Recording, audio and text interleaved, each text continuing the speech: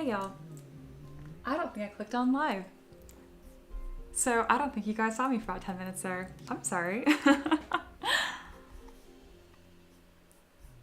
it was only 7 minutes, but that's really funny because I'm like, I saw you guys just saying good morning, good afternoon, and like, I'm just chatting and stuff, and I'm like, usually you guys will respond to my questions. I'm like, no one's responding to my questions. Oh my goodness. You know, I've never done that before, but there's a first for everything. Anyway, hello. That was a good one. All right.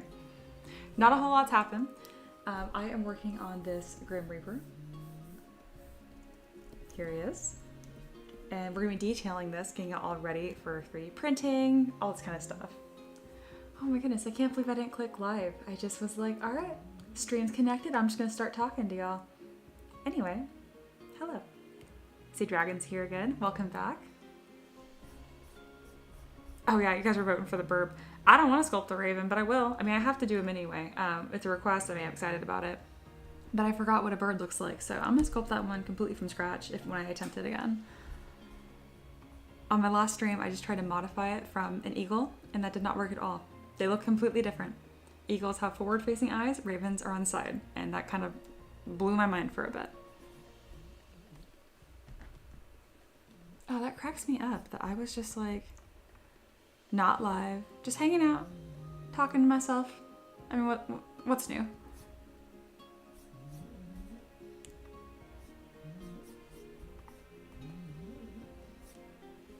Alrighty, now I'm like triple checking everything. I'm like, do I have audio? Oh yeah, everything's working. All right, cool. Sometimes when you've done the same little processes over and over again, because I've live streamed dozens of times, I mean, over 100 over the years, and that was my first time not clicking go live. Everything was all ready. Dragon says, I'll judge you harshly for your own benefit then. No. No, I'm just kidding. Honestly, sometimes that can be fun, like working on a stream and just like not taking myself too seriously. And it's fun when you guys are also like, doesn't look like a burp yet. And I'm like, I'm not done. Anyway, but for now we're gonna be working on this Grim Reaper and seeing how far that gets us. Yeah, it's more than 10 people here. Yeah, sorry y'all. I know it's a little bit of a late start to the stream. It was supposed to start at 12:15. And in my defense, it did start at 12:15. I started. I just didn't make it live. Anyway, let me kind of recap my stuff here. Okay, very good. All right, so what we're doing right now is we're taking this Grim Reaper and we're gonna get him all ready for 3D printing and detail, because his little skirt cape thing here is super low poly. So yeah, I'll kind of go through how I show you guys how I do that. This was posed in Character Creator 4 and then spit back into ZBrush. So this is my final step before I finish it and then release it on Patreon. So yeah. Let's go ahead and get that going. Most of you guys have seen it already, but there is a poll running right now where you can vote for what I'm going to work on next. Both models are going to happen regardless, just maybe not today. All right, excellent. Let's get going. So whenever I'm post-processing a model, I kind of like to start top to bottom. So let's go ahead and look at this stuff to start with.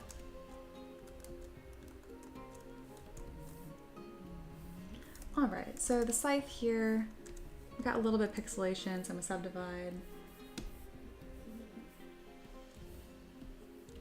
And you're gonna bulk up these teeth and make sure it's not too fragile. Like we don't have this bone's not connected here. Just stretch that up so it's all touching. There we go. I might give him like fangs. That's actually the wrong tooth. It's supposed to be this one.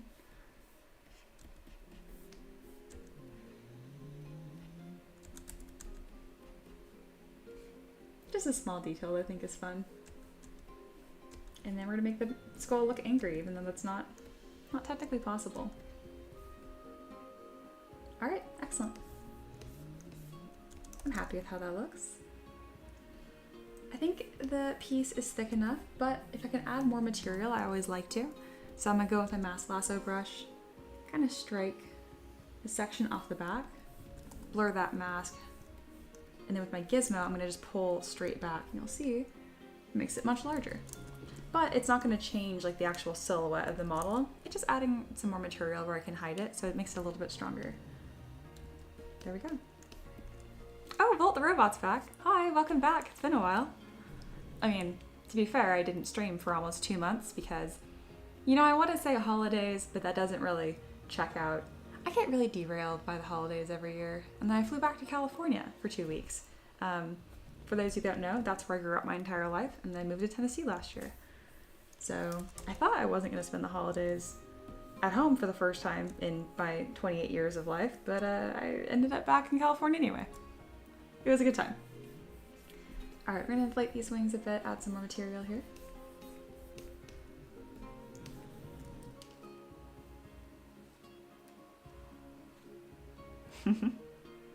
Volt says, wow, time flies, doesn't it? Yeah, it's been 2 months. I think the last time I streamed was at the end of, or the very beginning of December, if I remember correctly. I feel like it's been 2 weeks. Well, good. Then just imagine it's been 2 weeks. I won't correct you then.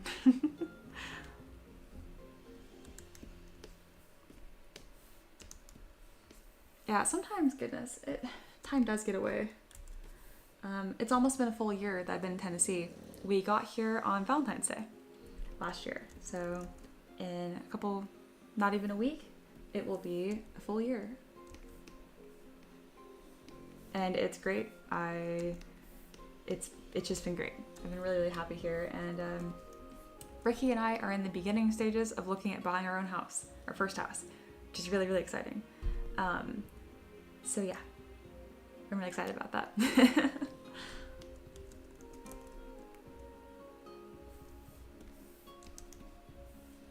All right, I'm pretty happy with the wings. I also want to merge down these pieces for the side. To do that, I'm going to do remesh by union.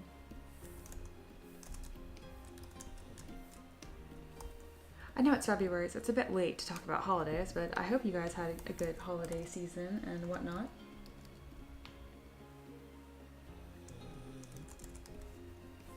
Right now I'm zooming in on this side to make sure it's going to be low poly enough.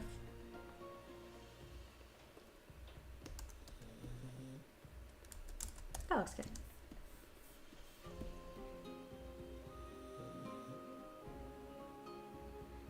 I'm happy with that. The wings are also looking really nice. I'm going to look from the underside here and just continue to add a little bit more material, because it's not taking away from the overall design. As long as it has that nice taper, I really want them to be as bulked up as possible. And then especially where it intersects to the back. So let's go ahead and pull those forms in a little bit. There we are. Right now I'm listening to the soundtrack from Spirit Tea. Spirit Tea is a really cute, cozy game I've been playing pretty much nonstop for the last 4 days, which is funny because I played it before about a year ago and I'm like, this game's kind of ugly. And I don't know, I just out of nowhere was like, I need to play that game again. So I bought Game Pass and downloaded it, and then I bought it again on my Switch. I've been playing it like nonstop. Sometimes it takes a little bit for things to click with me. I don't watch very much anime, but one of my favorites is Feel Good, Slice of Life, Fruits Basket. I actually bought all the books too. But the first time I watched it, or like not watched, actually read it, I didn't like it at all. I read just the first book, and I'm like, this is dumb, doesn't make sense. Then for some reason, I picked it up again about a year later, and now it's one of my favorite series. So yeah, same kind of experience with Spirit Tea. Oh, perfect. Now that this is bulked up a bit, I can actually make it touch. There we go. Taka's here. Hi, welcome back. And then this one looks cool. Yeah, thank you. It's the requester specifically asked for like an angel of death, but once I read their description and stuff, it reminded me more of a Grim Reaper. So I called it an Arch Grim Reaper, but I kept all of the aspects that they wanted in the design. And the dragon says, my holidays were good. Oh, I'm really glad.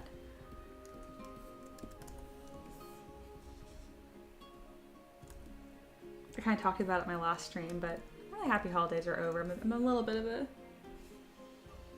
a Grinch. I mean, I just, they feel like they take up so much time. Oh my goodness. I'm gonna make sure that those touch right there. There we go. And then Dragon says, I got the free ZBrush. That's super exciting. You get confetti for that. I'm very, very glad that you did that. I proceed to realize my tablet pen is uncharged and had decided the grip portion's too old and it's become sticky goo. So I mucked around with my mouse. Hey, that still counts. I'm really glad that you downloaded that and did something with it. That's really exciting. Definitely in the long term, get a tablet. But in the short term, yeah, like just grab a mouse and just play around with it. Have fun. And then remember, if you ever want more direct guidance from yours truly, I teach and I would love to be part of your journey. But if not, you can just bum around here and ask me some questions and I can also answer those too. All right, I'm gonna Dynamesh this because I want to do some more sculptural details on this body. There we go. So I lost a little bit of resolution, but I'm okay with that. And let's go ahead and tighten this up here. There we go. All the general landmarks are placed correctly here. They're just the wrong shape, or not shape, like the wrong proportion.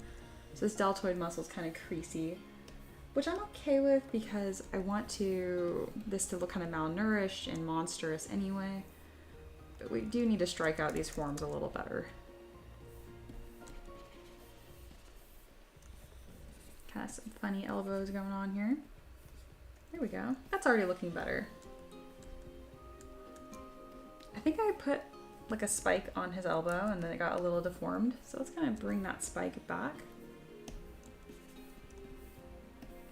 And let's pull that up. There we are. That's already looking a bit better, yeah? Dragon said the grip texture cleaned off just fine, thankfully, so I don't have to buy a new one. Oh, good, good.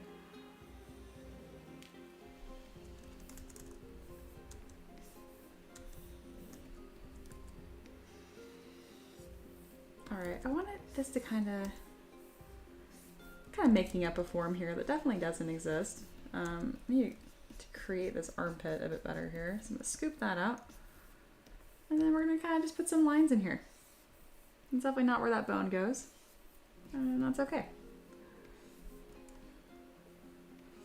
Right now, I'm just kind of creating some shapes that would be fun to paint. Let's kind of dig into these ribs here too. I'm gonna grab my standard brush, make sure lazy radius is turned on, and then really bulk up these forms here.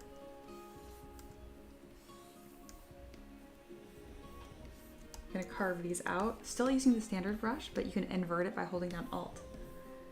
A lot of these chest striations you're not gonna be able to see because of the way the model is posed, but I'm gonna still bulk them up a little bit anyway.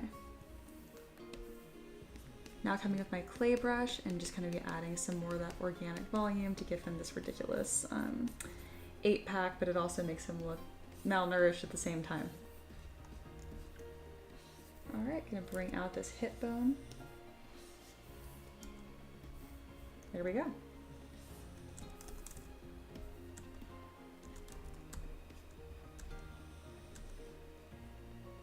And these really should stretch around the side of it too.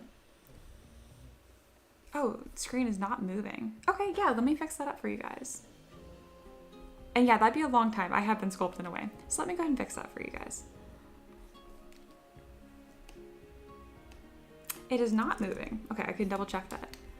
You guys are so patient though. I appreciate you're just like hanging out with me even though literally nothing's happening. All right. Some stuff's gonna change right now. You're not gonna see anything and then you will. It should be fixed now. There's about a 20-second delay between what I'm saying and what you guys hear. So it might take a second for if there's still a problem. All right, we should be golden now. I'm gonna triple check on my side.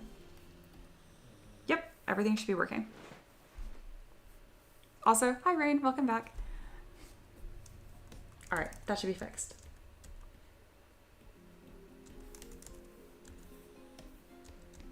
And if it's not, just tell me again and I will come up with another solution. All right, these ribs are super funny and they're anatomical suggestions, not so much accuracy. Just how I like it. All right, this elbow got kind of goofed up too. So let's bring some more volume there where there actually would be a bone. Also kind of inflating these these cavities. There we are.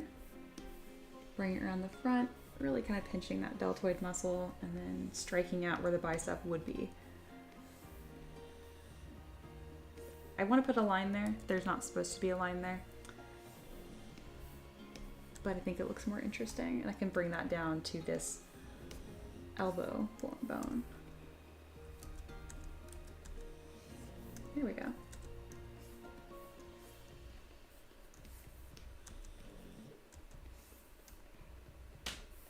All right, there we are. Perfect. All right, that body is starting to look more interesting and textured. I'm gonna go ahead and leave that alone for right now and then revisit this cowl, which currently doesn't exist technically. It is a hollow mesh entirely.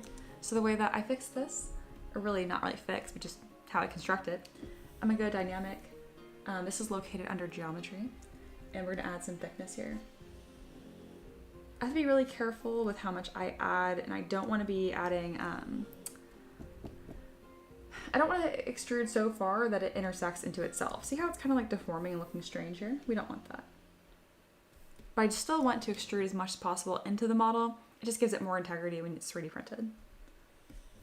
All right, happy with that. Go ahead and click apply. And then I'm gonna grab a C modeler brush here so that I can add a nice little trim decoration. To do that, I'm gonna insert an edge loop on the very, very edge here, and then extrude that edge loop. I'm not gonna use Q-mesh because Q-mesh wants to make like smart decisions, whether it's like a full extrusion or a half to other polys. I don't want that. I just want to do exactly what I tell it to without any help or smart decisions. There we go, put a little trim piece there, which I know looks silly for now, but bear with me as I start sculpting on it. I'm gonna do the same thing here. There we go.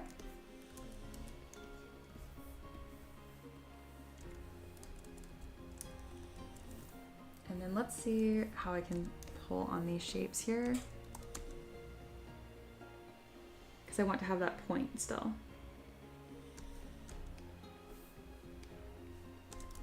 There we are.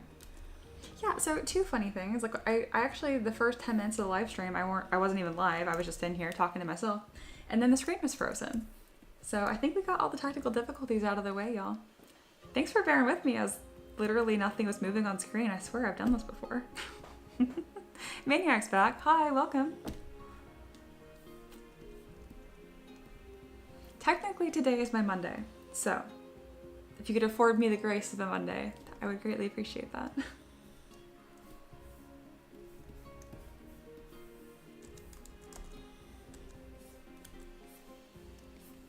I'm feeling talkative, but I don't really have anything on my brain right now. I'm just like head empty, just vibing, having a good time. You guys have any questions, or not even about like how to sculpt things, but just like topic questions about art or anything like that, feel free to ask me.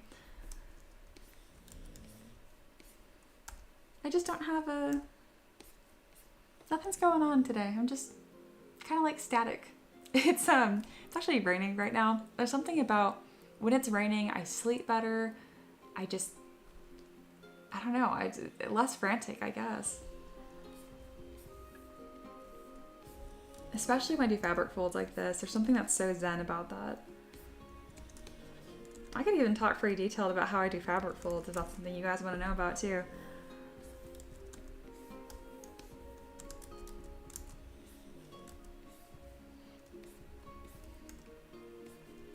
Or I can just kind of softly describe what I'm doing, which is kind of my default. But I always like to let you guys know that if there's ever a topic you want me to cover, I'm flexible. I'm just a talker. So sometimes I don't really mind what that's gonna be about. I mean, if you ask me about who I want to win the Super Bowl, I don't really have a ton of thoughts about that. I am gonna watch the Super Bowl. I'm excited about that. But my team never makes it anyway, so I don't care about the Chiefs and the Eagles. That's who made it. My team is the Cardinals. I know. I can't remember the last time the Cardinals made the Super Bowl. Made the playoffs like once in the last 10 years, so that was cool.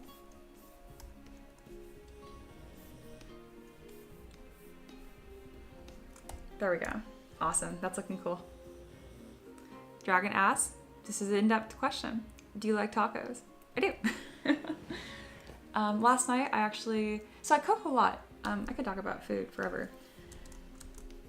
Yesterday I did a slow cooked pork shoulder that was wrapped in bacon and then shredded all that pulled pork and I made nachos out of it with my own like homemade pico de gallo and it was just fantastic. Today we're going to use leftover pulled pork. I'm going to make mac and cheese from scratch. I mean, from scratch just means like your own noodles, your own cheese sauce, that kind of thing. And then I'm going to have pulled pork mixed into that. And I've thought about drizzling the top with barbecue sauce and then maybe some breadcrumbs and baking that in the oven to make more of a casserole. So yeah, that's the plan for today food-wise. I swear I eat a vegetable every now and then, but I will admit my diet's a little heavy on cheese and meat. If you couldn't tell, I am very much so American, so I guess that's on theme. Or on brand, better said.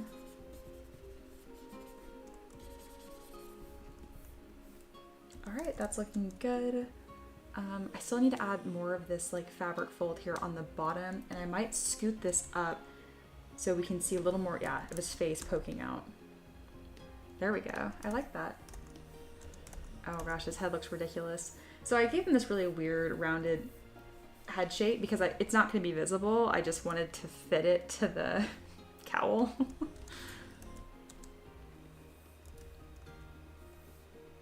I do like having a little bit of it visible. Move his teeth around. Kind of like a jutting chin. I think that's interesting. And an even deeper set.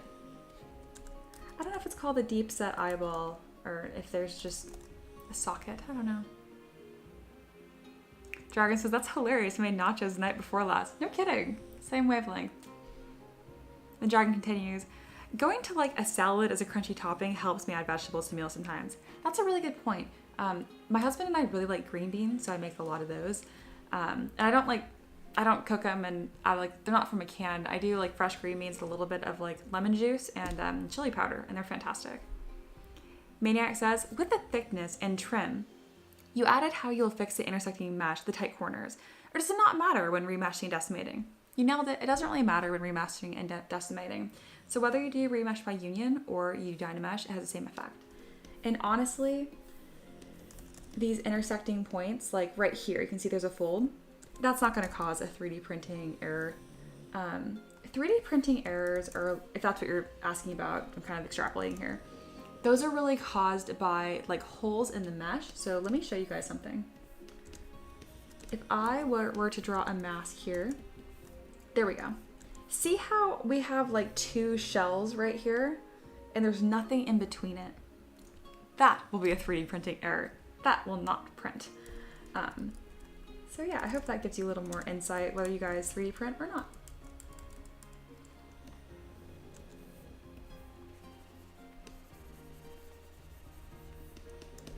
Alrighty, let's go ahead and add some more fabric folds. These are kind of like those wrinkly fabric folds that have even more randomness to them than usual.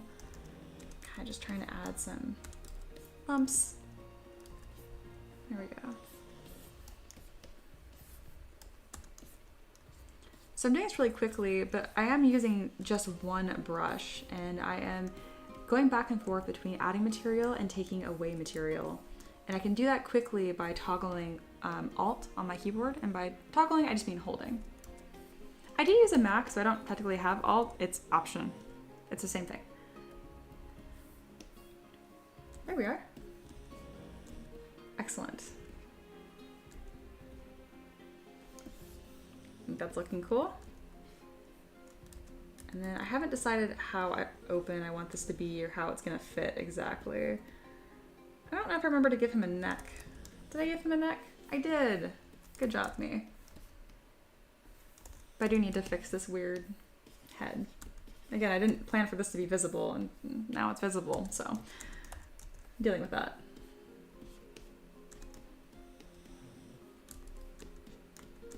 Very good. And then I need to add a little bit of this fabric fold on the inside. There we go. Awesome. So we have detailed, again, we're working from top down right now. Maniac says, noted, thanks. You're very welcome.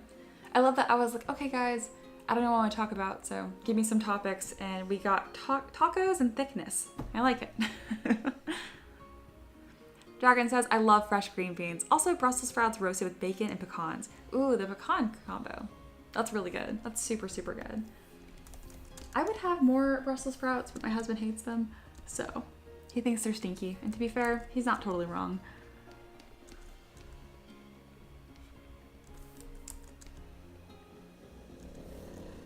There we go. You guys probably heard that for sure. Again, that's my dog snoring in the background. He's a good bean, and it is very much so his morning nap. So this little blue blob right here, that is him. So yeah, his name is Maverick. He's a pug, and he's just a good boy. As of right now, I only have 2 pets, which is like chronically low for me. I have my dog, who's gonna turn 4 this year. He actually has the same birthday as my husband, funny enough. And then I have a horse, Spartan. I think he turns 14 this year. I mentioned it briefly earlier in the stream, but Ricky and I are finally getting to that point where we're looking at buying our own house within the next year. Again, it's not a fast process. We're still saving up money and that kind of stuff. So to anyone here that, again, watching the stream is fantastic. And then additionally, thanks to those that have either donated or on Patreon or bought anything from me, because those dollars are going straight to my first house. Very excited. But one of the things that's fun, like house shopping, is we want at least like 3 to 5 acres minimum. And part of that's because I have a horse. And it's been really cool to have him on property, and being able to ride at home has been really nice too. I'm hoping to do a lot more riding this year. Didn't do a ton last year, you know, moving across the country, kind of put a slow thing on that. And then he's a thoroughbred, so he's more on the sensitive side, and he lost a ton of weight. Oh, he looked like a rescue case in summer. I was like, all right. So we finally got him on a feeding regimen out here that works best for him, much to my relief. Where he's at, positioned on our property, if you drive by, you can see him. And I remember I was all shy. I'm like, people are gonna think I'm starving my animal, but he's just a lunatic. And then Dragon says, that's so great, good luck. Thank you, I am very, very excited. And then nervous about it. And it's kind of weird when you're self-employed buying a house too, because you just keep showing different forms and tax returns and stuff. And like, no, really, I make money, I promise. I'm like, who's your employer? I'm like, it's me. Please give me a house. Maniac says, when sculpting cloth, I always second guess myself and end up putting folds randomly. There's always something telling me that this is not how real clothes behave, you're just faking it. I guess I just need to practice more, but X folds, pipe folds, Z folds go over my head. So, I have some tips for you here. 1, references. Whatever you're sculpting, it doesn't have to be like, say for sculpting jeans, you can Google jeans, right? Or just find references for the type of folds that should be there. There's a logic and a flow. I'm actually gonna do folds right now, so let's talk about it. If you're hopelessly lost, you can do a simulation in ZBrush for fabric to get a head start. But if you're not using ZBrush, you're doing it from scratch. So, right now, we have our skeleton man. We know gravity is pointing downwards, and we have a knee here somewhere. So we know that at the top here, the fabric is being pulled straight down because of gravity, and then a little bit forward because of his knee bone, right? So I know it's gonna be a strike like that. So that's our kind of our construction line. And then as it comes down, you don't want to draw another divot exactly next to it. Folds kind of pinch and fall, right? So I'm gonna kind of do a diagonal strike here. There we go. And now I have one fold. See? Now that's kind of from his hip forward. We're also gonna have some folds here that are less affected by anything that are gonna straight down. Now the thickness and the frequency of your folds will be determined by the thickness of your fabric. So I imagine this would be kind of like a looser, gauzier garment. So it's gonna have a lot of thinner folds and frequent mini folds. On the back here, the fabric is gonna kind of crease into itself. So I can kind of do a swooping strike here that kind of goes up to where his his butt would be, but he doesn't really have a butt. He's a skeleton, so his hip bone, his, you know, pelvis. There we go. I'm like, there's a word for that. There we go. And I can kind of take that fold and strike a big curve all the way down here and carve that out. And that'll be kind of like a guiding line for me to continue to pull forms off of. Because right here, the fabric is being stretched, right? So I'm going to stretch that here. And I kind of have a point of where that stretch is coming from. I can kind of spiral off of that point. See that? So yeah, that's a little bit, that's kind of what I'm thinking as I'm doing it. I'm just thinking with some reasoning, but I don't really think like X fold, Y fold as much. I just kind of strike these forms in. And then right here, I kind of did I think that's a Y fold. I don't know, I really don't think so literally on that. I guess I just do a bunch of pipe folds everywhere and then just think about whether it's in compression or in tension. If you want more tips or description on that, please let me know. I'm hoping that's a good starting point. But if while you're sculpting you have an internal narration being like, this doesn't look good, then it's not gonna look good. You're like manifesting that into reality. You need some of that, like, don't let yourself criticize your art when it's literally not done, you know? Just have fun, try something, and then when you think you're at a stopping point, then you can kind of zoom out and think, okay, is this looking good? And if you don't like it, just restart from scratch, try again. As opposed to like having that stress as you're working, because it will show in your work. Also, make sure you have ambient occlusion on or something that's going to show like form. If you have something like one of these standard materials down here, stop disappearing. These standard materials down here, like skin shade, this, and if I have the camera just straight on and no ambient occlusion turned on, you can barely tell what's going on. I can't tell what's a fold and what's going on. So be very careful with your lighting. Make sure you have ambient occlusion turned on, which is under a render. And make sure your lighting is up to the left or the right. That way you can actually see the darn folds. Otherwise, you're going to have a even harder time. My favorite is just going to the matte caps where they're pre-baked in. That does a pretty good job. So yeah, I hope that helps. Monkey's here. Hi, good morning, good afternoon. Taylor says, wrinkles are difficult. Make some brush bobs here, then more brush bobs here. That's pretty accurate, yeah. And then there's so much about it that's like stylistic and that you really just kind of like, it's up to you what you think looks good and what you want it to look like. There's a certain amount of it too that's just like stylistic. I am a overfolder myself. I like more folds than less.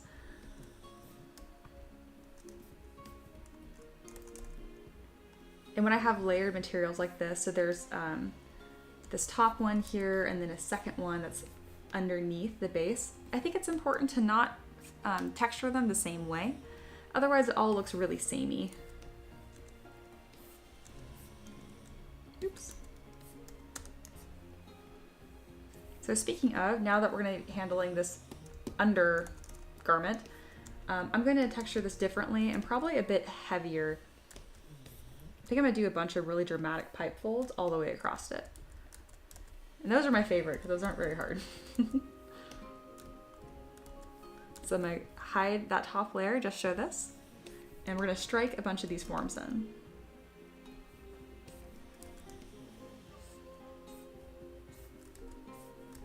Let's see, let's kind of, you'll notice I undo strokes a lot too, because I'm really just kind of playing with, not being too serious about it. This is pretty rigid in form here, where it's really repeating like a pleat. And I'm going to smooth it out a bit. Maybe it's something a fold. I might want more of a texture instead. I'm just thinking what's going to complement the model as a whole. So if you notice, I'm actually pretty zoomed out right now. I'm not working like, oops. I'm not working zoomed in like this. This doesn't tell me anything about the model. I'm thinking about how is this going to complement the model as a whole. His wings are really textured. We get kind of a break here with this smoother fabric. And at the bottom, I think I'm going to like make it like a detail sandwich, if that makes sense. Dragon says, I'm excited to get better wing poses that you can get with Hero Forge and other similar services. Yeah, that's definitely coming. They're always expanding on that. Posing wings is so much fun too. And then that's gonna be flattened later too. I think I'm pretty happy with that, the direction this is going. So let's go ahead and continue it. I think I want them to extend further up and be on the thinner side.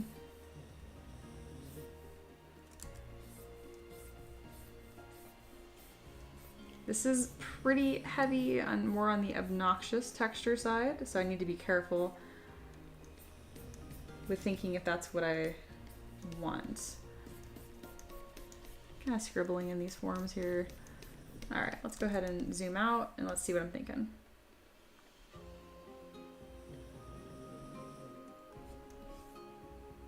Yeah, I'm fine with that.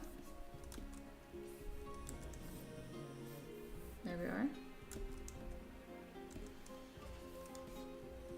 I think it'd be nice if there was more of a wave at the bottom here, just like a small thing.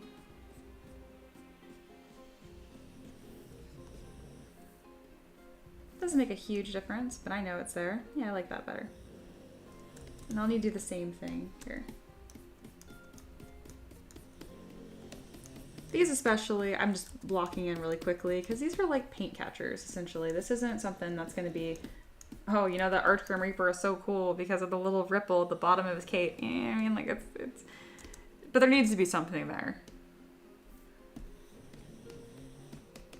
All right, kind of roughing that up. There we go.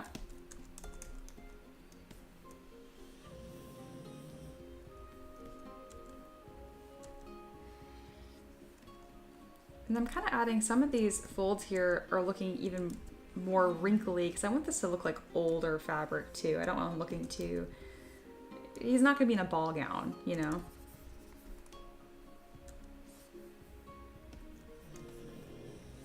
When in doubt, don't mumble when you sculpt. Make sure you're really committing to a form, even if it's wrong.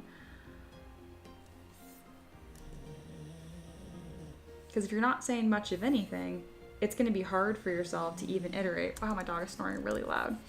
You guys can definitely hear that at this point. Well, I'm glad he's relaxed. I hope he is relaxing you guys instead of just sounding like a monster in the background. I'm kind of giving like these worm-looking folds, which are definitely not accurate. They look kind of gross, and I like it.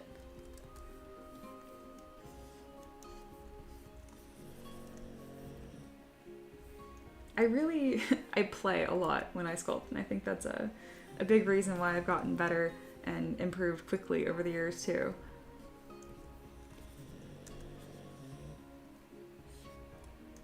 There we go.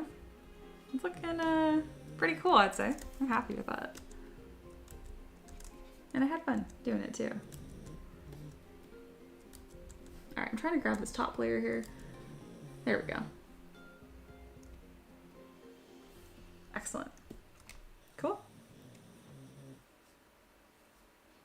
Oh, Aloha's here and stopped by. Hi. Aloha says, hey guys, hope everyone is well. This looks awesome. By the way, Mia is hoping to have my assignment handed in soon. Just took a small break to rest. Oh, absolutely. Take your time.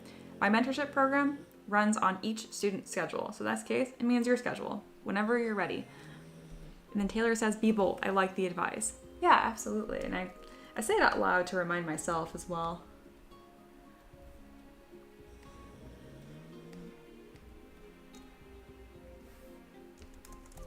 Alrighty. Now it's time to make sure that this really beautiful, ornate, I don't even know what to call this, belt, I guess, fits to this model. So to do that, I'm gonna kind of carefully come in with my move brush, making sure the intensity is really high because these are hard surface pieces, so they really shouldn't deform too much.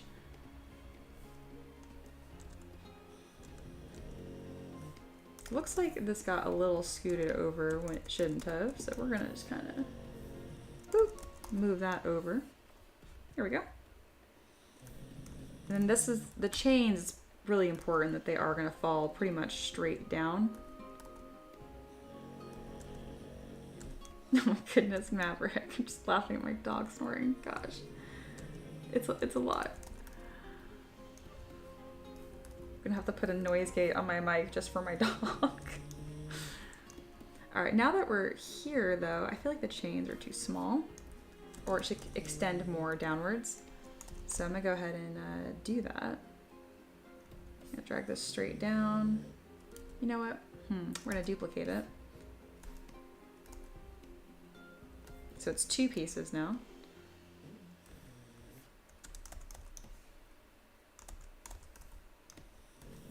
I'm gonna go into auto groups and I can delete components that are not needed.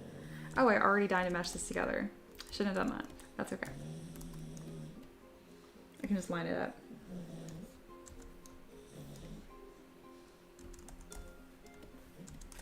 Now let's go ahead and grab this top layer again. Making sure gravity is working and making sense.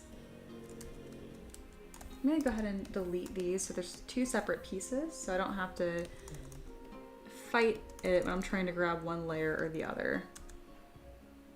There we go. I think this gap here is a little odd, so I might just push this over a touch. Go ahead and merge those down. Yes. And I just feel like this needs to be more centered. Yes.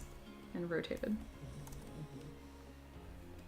As far as what's driving me to make these decisions, it really is just like personal taste. Like, does that look right? Does that not look right? What do I want it to look like? I'm constantly thinking of that.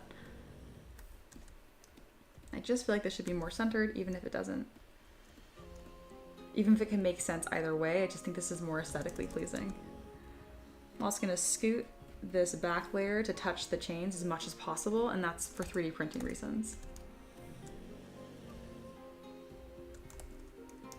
Right now I have the wireframe turned on, so I can make sure it's not clipping through this other layer too much. There we go. Looks good. Almost done with that. Excellent. And now I really like these little jewels right here. So I might add some more throughout. But as of now, I think it's time to leave that alone. This model is just about done. Let's see how that's looking. I think the bracers are one of the few things that didn't really need any work done. The hands definitely need to be fit a little better. And I'm gonna plate those. There we are. Excellent. Perfect. Oh, Wolf is back. Hi, welcome. Oh, and then make sure you guys vote in the poll as well. It's gonna decide what I work on next during stream if I get to that. If not, I will start. That'll be the first thing I start on my next live stream.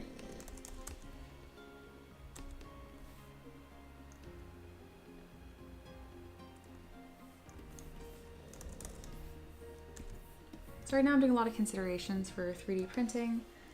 I'm gonna mask the edge of this cowl and make sure, 1, that it follows gravity, and 2, that if I can, I'd like for it to touch the face.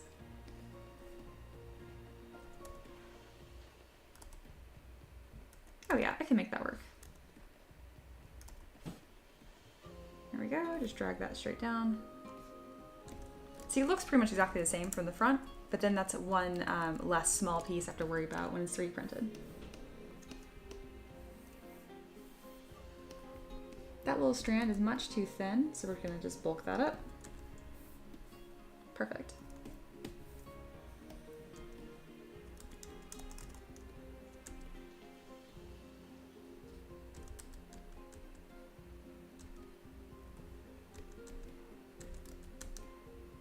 The corners on this and really portraying that sharpness is really, really essential to showing what texture is happening here. I'm gonna do some more of those smaller, as I call them, like wormy folds. And I'm just doing that because it's like a Grim Reaper. It's not elegant, so I don't want these folds to look too nice. There we go.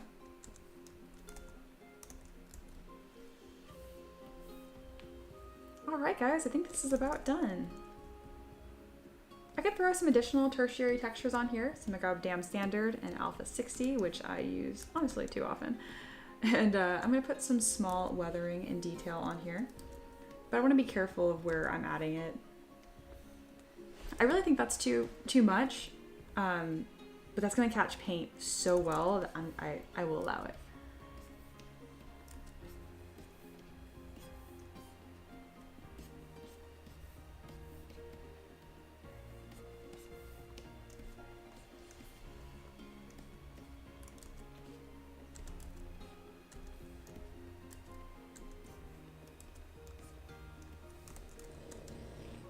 Looks good.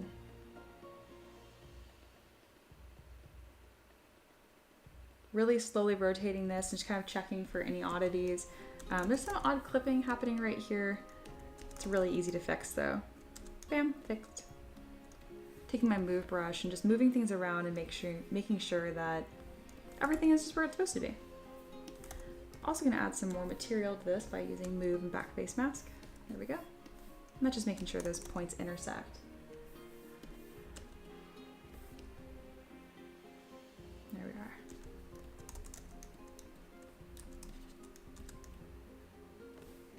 Perfect.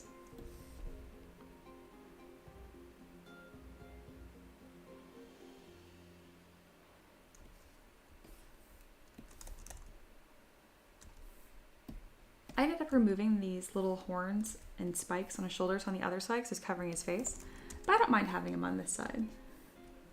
Just a little asymmetrical detail. Alright, what do you guys think? This is looking pretty gnarly. Let's see if I can put a fun render on this. I like to just go to my render set. This is in the Lightbox, which you can pull up by clicking on comma. And let's see if I got something fun here.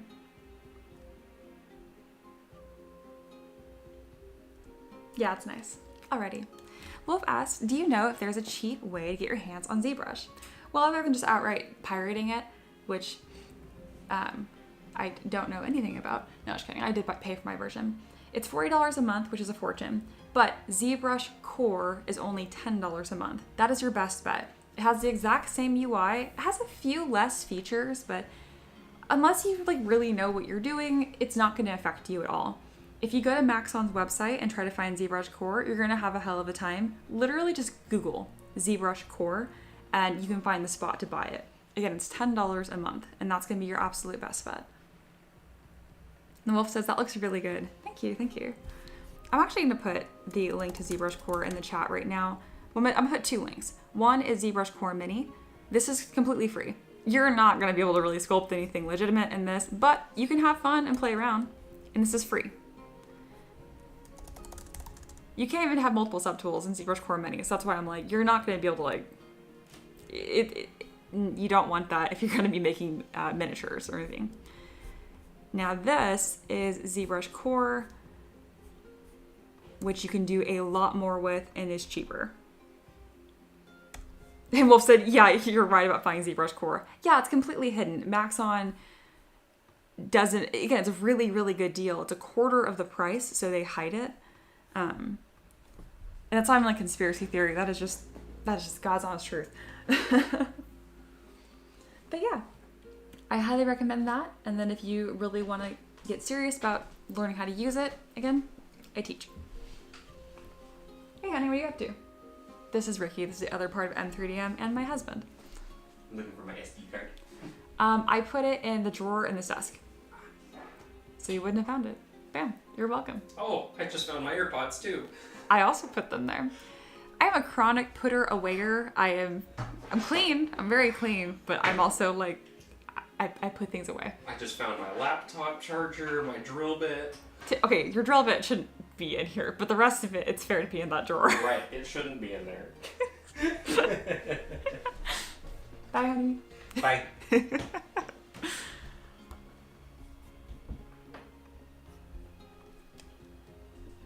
I'm a lot of things, but I'm not messy, so take that as you will.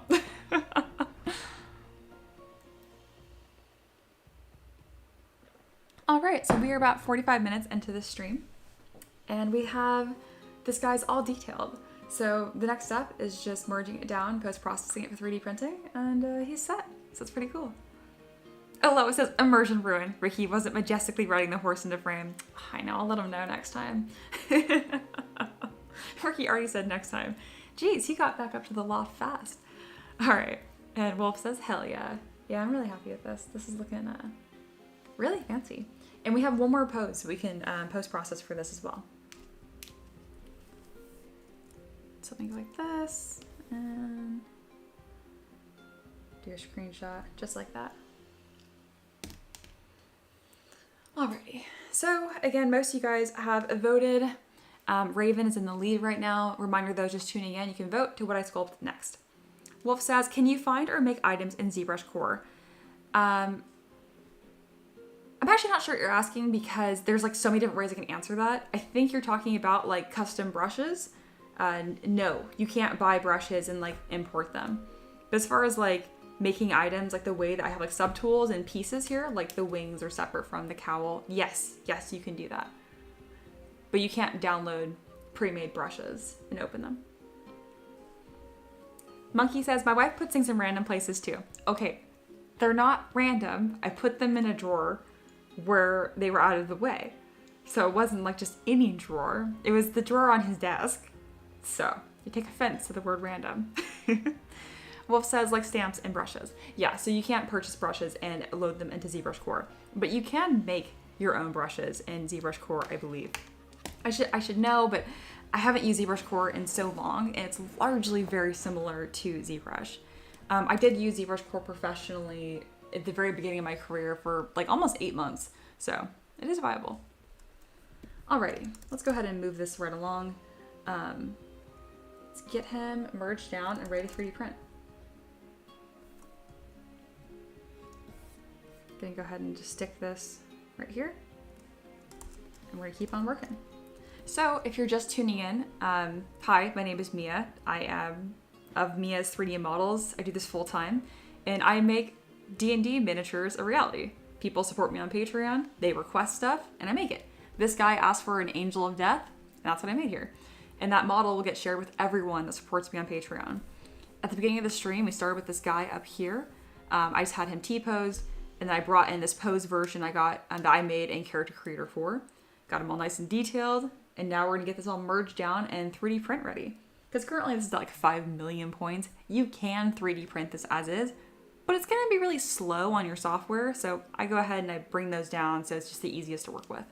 So yeah, let's go ahead and do that. I'm gonna go ahead and merge these pieces here on the cape down. And then we're gonna do a remesh by union, because if you look, we have two large pieces here that obviously overlap a lot, and so we can simplify that. All right, remesh by union.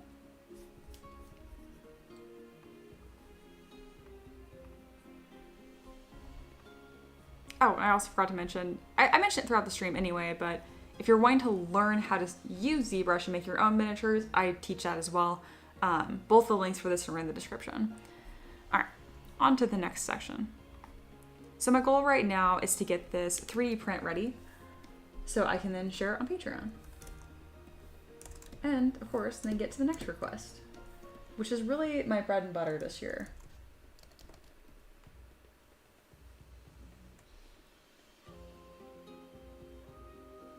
Really happy with this pose. This looks mean. Look at those weird long fingernails that he has too. One of them looks a little bit broken, which I was gonna fix, and I was like, you know what? It kind of matches the overall feel I'm going for this model anyway. So on your guys' side, you're not gonna be seeing huge changes to this mesh because a lot of it's happening as internal. So this was over 1 million points, and I'm already bringing it down to only a quarter of that, to 255,000 points. By the time I'm done with this, the entire model will only be 200,000 points as opposed to 5 million. As far as why I picked 200,000, it's that tipping point where it maintains the resolution and the high detail without being a large file size. So that's where that number comes from.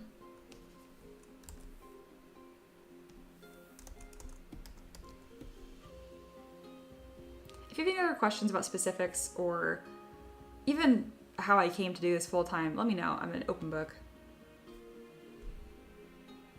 My goal right now is to get this all finished up and then bring up the other pose I have done for this, get that all detailed, and then move right along.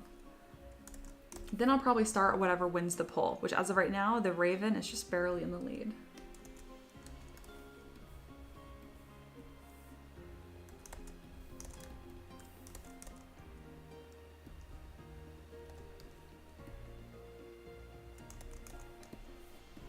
Before I get too far along with this, I did detail a lot of this out of symmetry, so I'm actually gonna open up the other pose I have loaded just to remind myself what that looks like and how I want to detail that.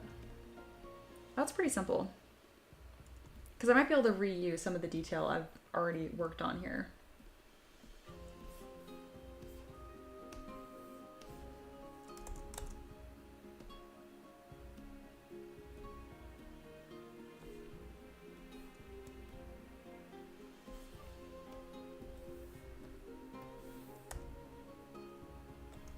All right, gonna kind of construct the scene here again.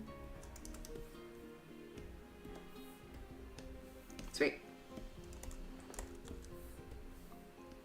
Yeah, let's see what I can do here.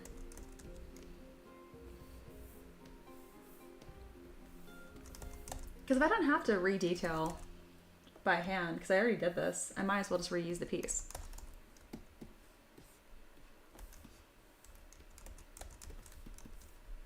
So right now I'm doing just that. I'm going to start fitting on these identical pieces that I've already done.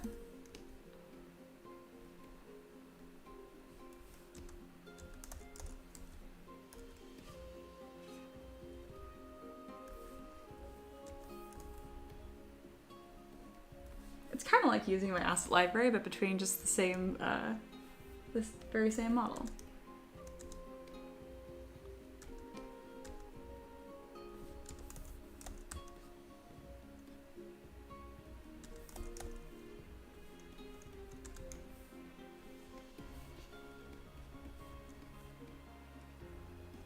And on this version, I'll actually be able to keep both of the spikes on the shoulder.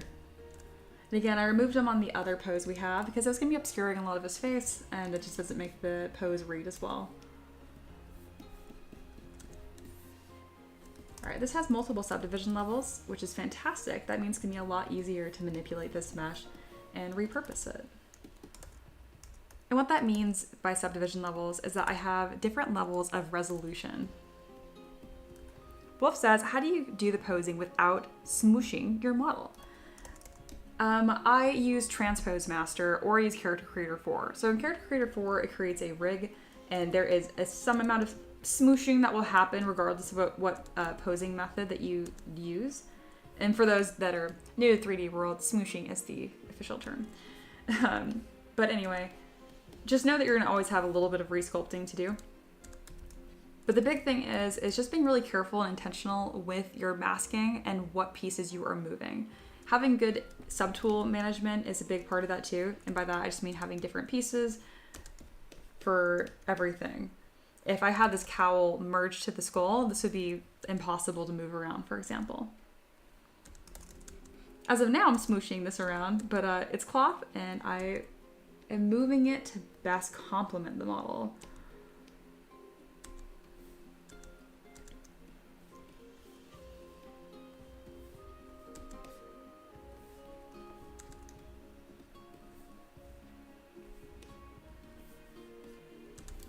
So yeah, if that answered your question, great.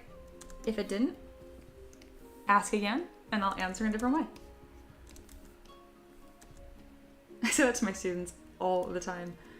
I've been doing this long enough where I know that if you really understand something, you can keep re-explaining it in like 100 different ways. I could explain this in terms of fruits and vegetables if I needed to. And so if you're wondering, like, what does that even mean? I'm not sure, but I'd figure it out if it was asked of me. And Wolf says, yes, it did. Very good. I'm glad that answered your question.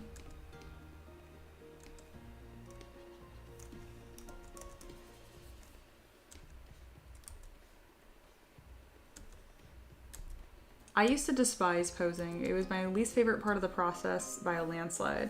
And now it's like one of my favorite parts because that's where all the personality of the model starts to come in.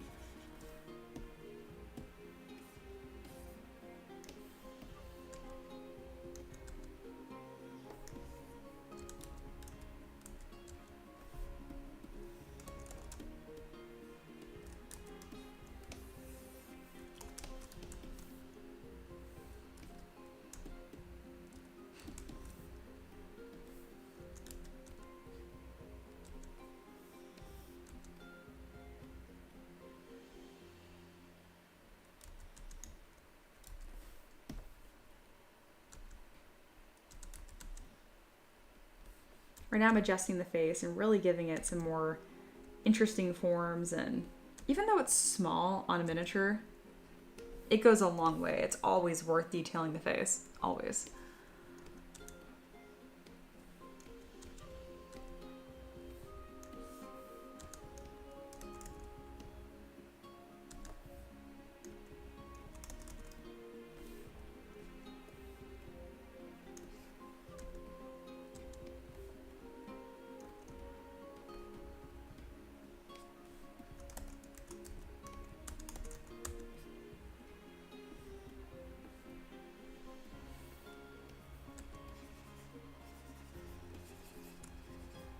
In about 20 minutes here, I'll be taking my first 15-minute break, and then we'll continue right along.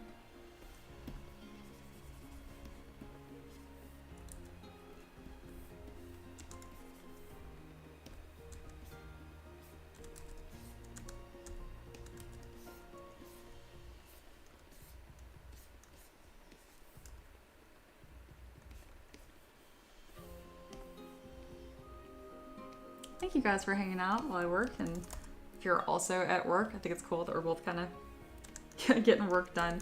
I know a lot of people like to listen to my stream as they're getting their own stuff done, which I just think is kind of cool. It's like there's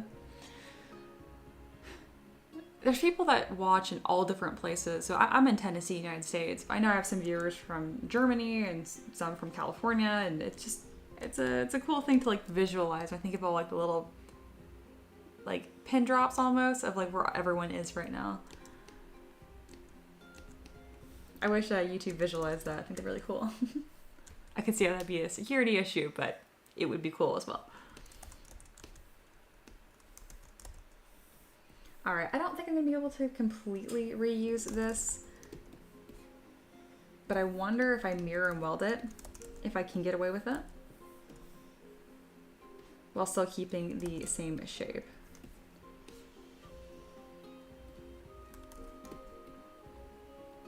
So currently this is just me trying to work smarter, not harder. If I don't need to spend all the time re-detailing this again, why would I?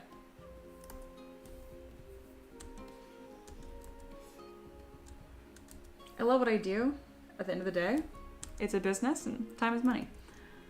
So I'm always looking for smarter, faster ways to get things done.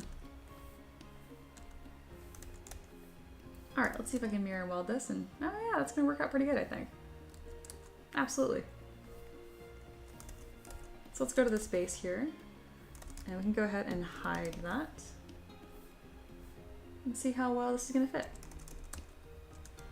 It's looking a little wedding gown-ish, so I'm gonna adjust that.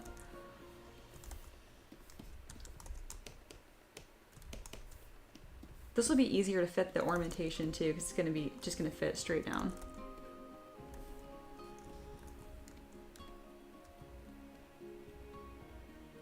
Excellent. Yeah, I like the billowingness of this. Cool. I'm gonna pull up the lip of this quite a lot. Really play with the form here.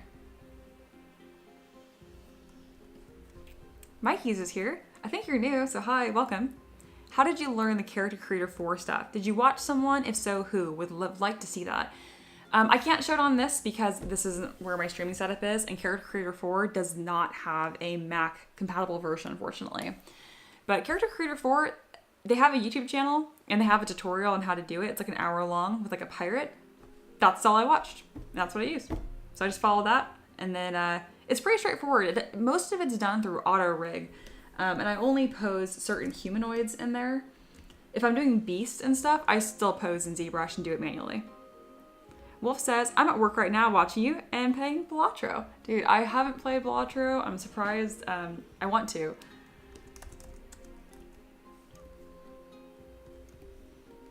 I'm really hoping that Character Creator 4 comes to Mac at some point. That would make my life a little easier.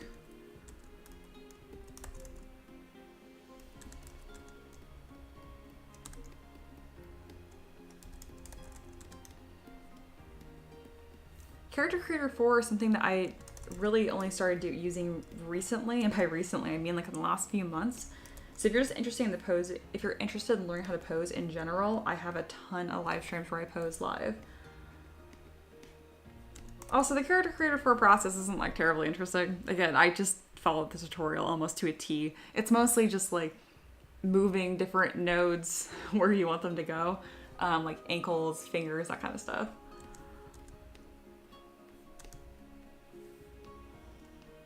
Mikey says, hello to you too. Cool beans. Thank you. Very interesting. Yeah, great question. If you have any other questions, let me know.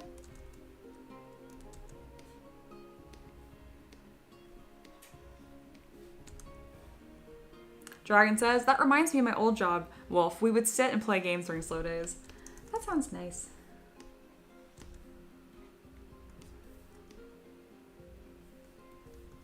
That's one thing that's kind of funny about working for yourself is like you don't really have slow days anymore, which is both a blessing and a curse, I guess.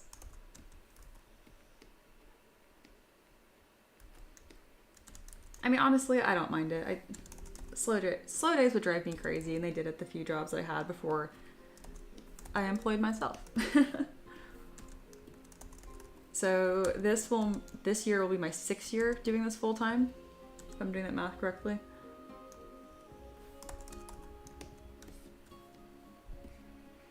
I don't know if I talked about this much on stream, but the very first model I ever made, like sculpting, was in 2018. And then by the end of 2019, I started doing this full time.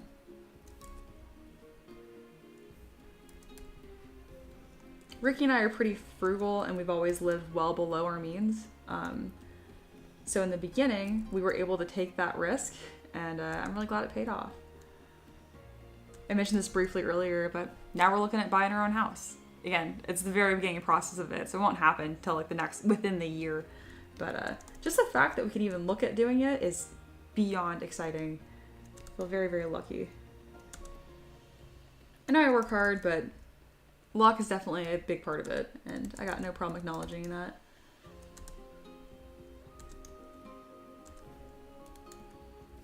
All right, that's starting to fit pretty nicely.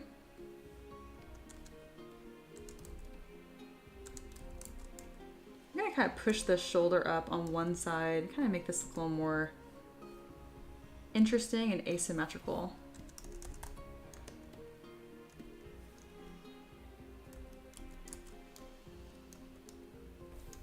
Very nice.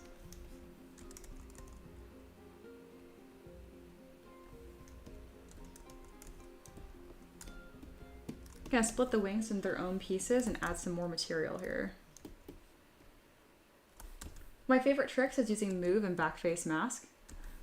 I can just pull a bunch of volume straight off the back.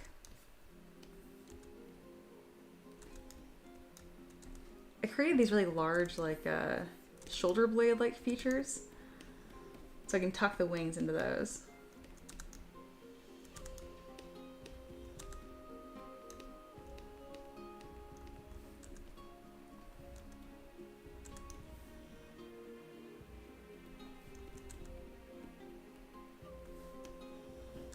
Also gonna add a little bit of a protrusion to his spine here, kind of like a hunchback, and then bring these spikes out further. There we go.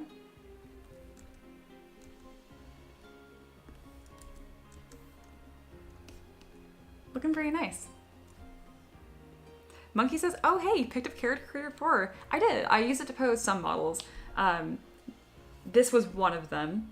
But anything that's like a monster, like the beast demon I did recently, or really any animal, I just pose that manually still. I mean, I guess it's all manual, but you know what I mean.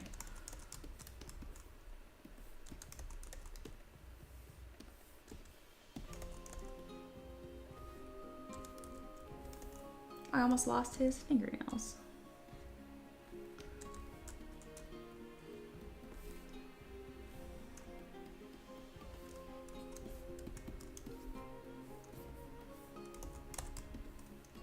For how powerful it is, I think that Character Creator 4 is a screaming deal. I mean, it was kind of at the point where I was like, even if it doesn't work out, it's worth paying for just to try it out. Also, I love things that are not a subscription. If something gives me an option to buy it one time, I'm always going to.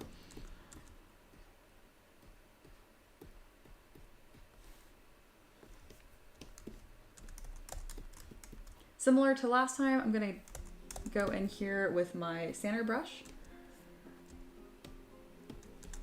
and just kind of define these structures a little better here. It's gonna be pretty heavy-handed, and I'll be smoothing on one side or the other to better clear up those forms.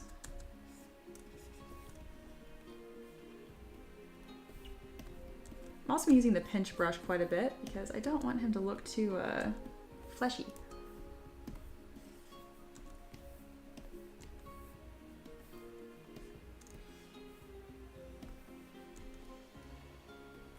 I don't mind some asymmetry and some lumpiness in this, especially because it's a monster.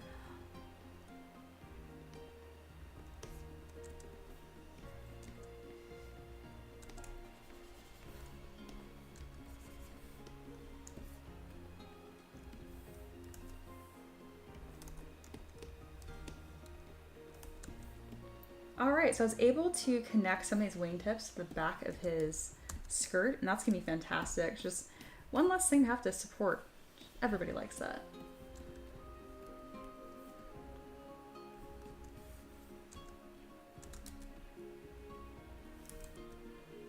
I'm going to grab the outside curve of these wings and round them out a touch. Just kind of adds a little more drama here.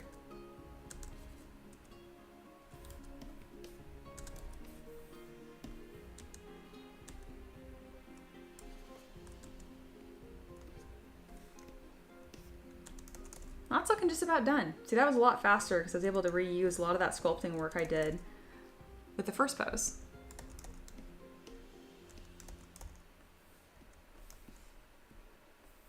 Looks like this cuff got a little turned around. So I'm going to split that off and just do a small rotation here because this should be showing more towards the outside of his forearm, like that.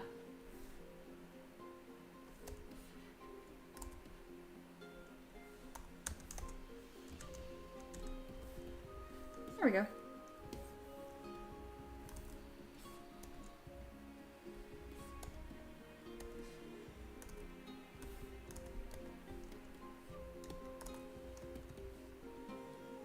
I'm also going to make it a little bit smaller, which is technically inaccurate, and it's going to be, if you were to put these bracers side by side, they'd look different. But it's all about what's going to make the pose look best and read the best. Going to make his hands look a little, bring out the bone in there as well. There we go. That looks better. Just some quick details being striped in here. Excellent. Looking good. And then while we're at it, I'm gonna go ahead and stamp this other pose on the screen. So that way people that are kind of just tuning in can see what's going on. So we got two really nice poses here. Yeah, awesome. Cinder Block's back. Hi, welcome back. Cinder says, hey, I've got a pretty specific question. I do most of my modeling for D&D minis. Cool, same. And I'm always indecisive about whether to pre-pose or sculpt an A pose and pose after finishing.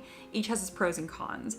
Pre-pose in general works better if I don't need multiple different poses, but I always have a hard time with losing symmetry for central items like shirts, pants, etc. It really depends on your workflow. What I do is I detail the whole, not detail, I block out the main essential pieces and I focus on silhouette and form heavily. So if you look at this upper left here, this A pose, or yeah, A pose, it's not heavily detailed on areas that are going to bend, like the skirt, but the bracers are fully done detailed because it's hard surface. So I'm not gonna be deforming that. Same with the wings. I'm gonna be adjusting them, but for the most part, they're done.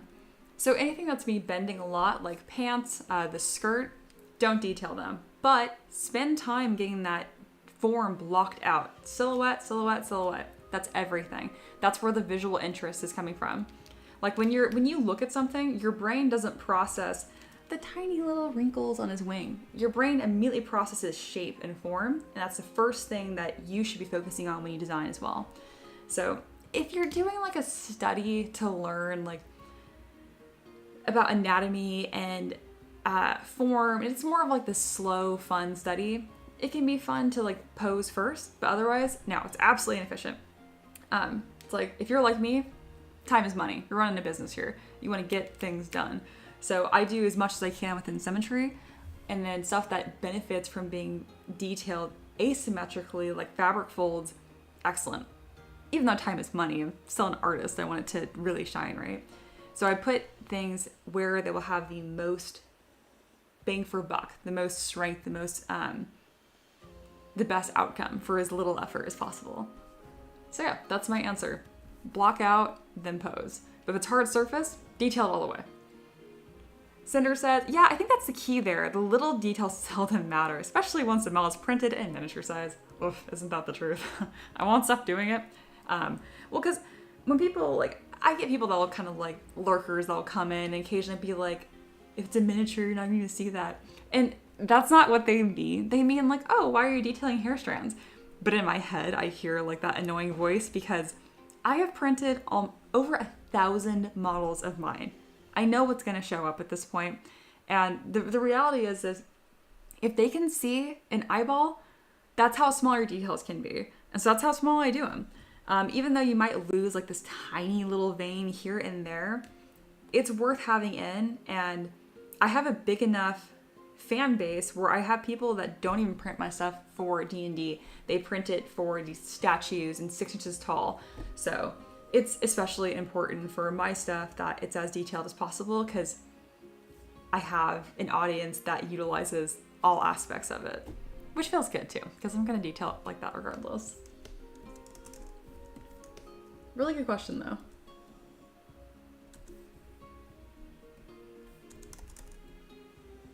I'm really happy I was able to reutilize all those details that I had done.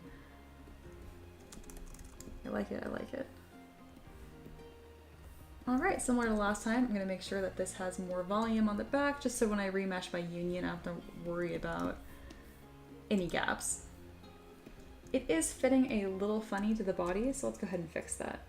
Pull to the corner, the outside corner to where it needs to be the most, and then do small adjustments. And then I'm gonna pull that down so it's tucked in. That's not even touching the body. Glad that I caught that. That's why I do final checks. And then this is a less insane pose, so I don't have to worry about bulking up the scythe nearly as much. This one is a little more aggressive. All right, that's about done too. So I'm gonna leave that alone and then I'm gonna go back to post-processing this guy.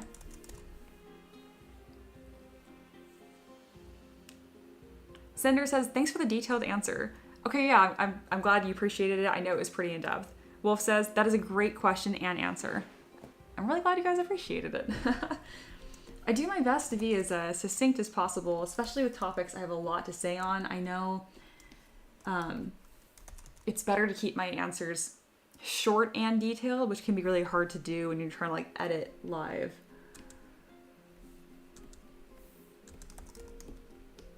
You'll know if I think I started to ramble, because I always like to do a summary answer at the end where I try to like re-answer your question, but in one sentence. So despite going to school for engineering, I've always been more of a writer. I was never good at math. I'm still not good at math.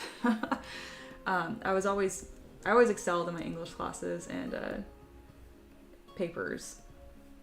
I was never that kid that had to worry about not doing well in an essay. That was always my strong suit. Math though, math illiterate, y'all. It does not click. I cannot get myself to care at all. I succeed with math at all because in context of like physics, well, it's fun again because now math is a tool that can do stuff with. But just in the abstract nonsense that math can feel like, I just cannot get my brain to care. I can do stuff in the moment, and then the next day I'm like, okay, brain, recall that thing you learned. It's like, oh, we didn't learn that. I did not care about that. I was like, I would really like to graduate, please. And I did, so it's fine. But yeah, I suffered greatly in my math classes. I did fine in, like, again, applied stuff like thermo, physics, dynamics, that was all fine. But just my solid core math classes, ooh, it was not pretty, y'all.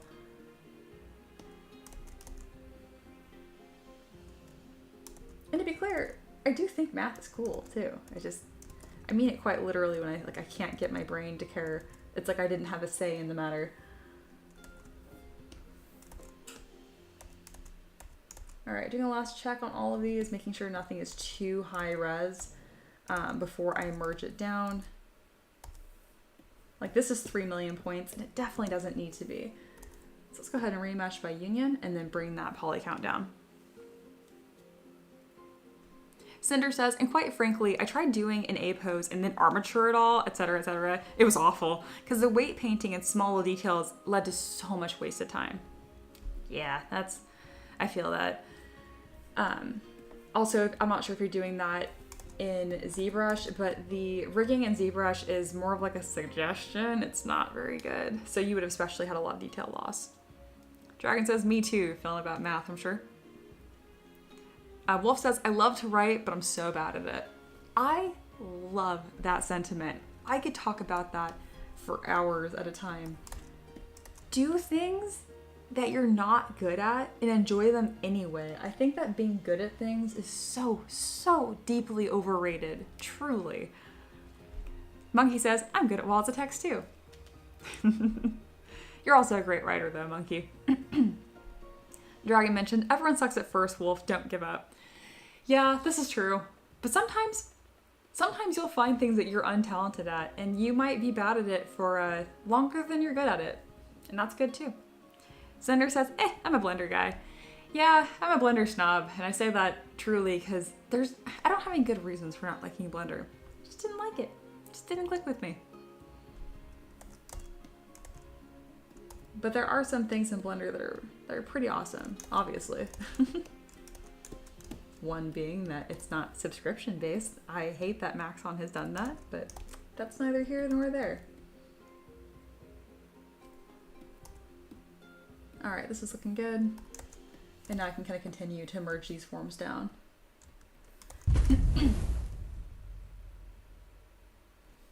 Well, especially Cinder, since you're a Blender guy and you're asking me questions about process, I appreciate that you're asking and like that you understand that question can transcend software. That's a common question that I get. People ask questions or they want to learn from me or whatever, and they're like, oh, well, does software matter? I'm like, yeah, if you want to learn how to sculpt a mentorship program, like, don't follow in Blender, you're going to be completely lost. But a lot of these principles transcend software. Is that separate? Yeah. I worded that my tone there was as if I was going to say more, but I wasn't. My whole point was these concepts transcend software. Period. Obviously, if I'm going to show you guys something that's like using the Z modeler brush that doesn't exist in Blender, but the way that I'm using it, you can absolutely learn. I'll frequently bring up tutorials on like how to like, I did a staircase once for a castle and there wasn't a tutorial in ZBrush, so I just followed one along in Blender because I know enough about the concepts, I could apply it in the software anyway. But again, if you're like wanting to learn from me specifically, you cannot follow along in Blender unless you already know a lot of 3D. Otherwise, you would be totally lost, and I did not let that, and that is not an option. I had a student a long time ago that was like, oh, okay, I'll get ZBrush, and then they tried to follow along in Blender, but they were brand new to 3D, and I was like, I explicitly told you not to do that. And then they ended up getting ZBrush, and they were one of my favorite students of all time. They were just super funny.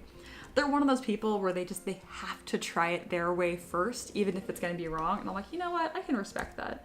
It's going to take longer, but I can respect that. Cinder says, I can see that ZBrush is better overall for sculpting, but since it's just a hobby for me, I can't justify the price, you know? Yeah, no, I absolutely agree. Even ZBrush Core being $10 a month, it's a better deal. It's still over $100 a year. Like, that's not, I mean, for a lot of people that can be hobby money, but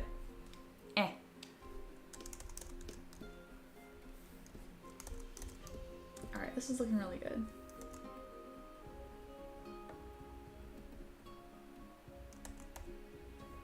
Sometimes I wonder what would have been different, like if how I would have learned differently if this hadn't become a career for me so quickly. Because again, my very first model I ever did was in 2018, and that was just like, I made like 2 that year at the end of the year, and then I completely dropped it.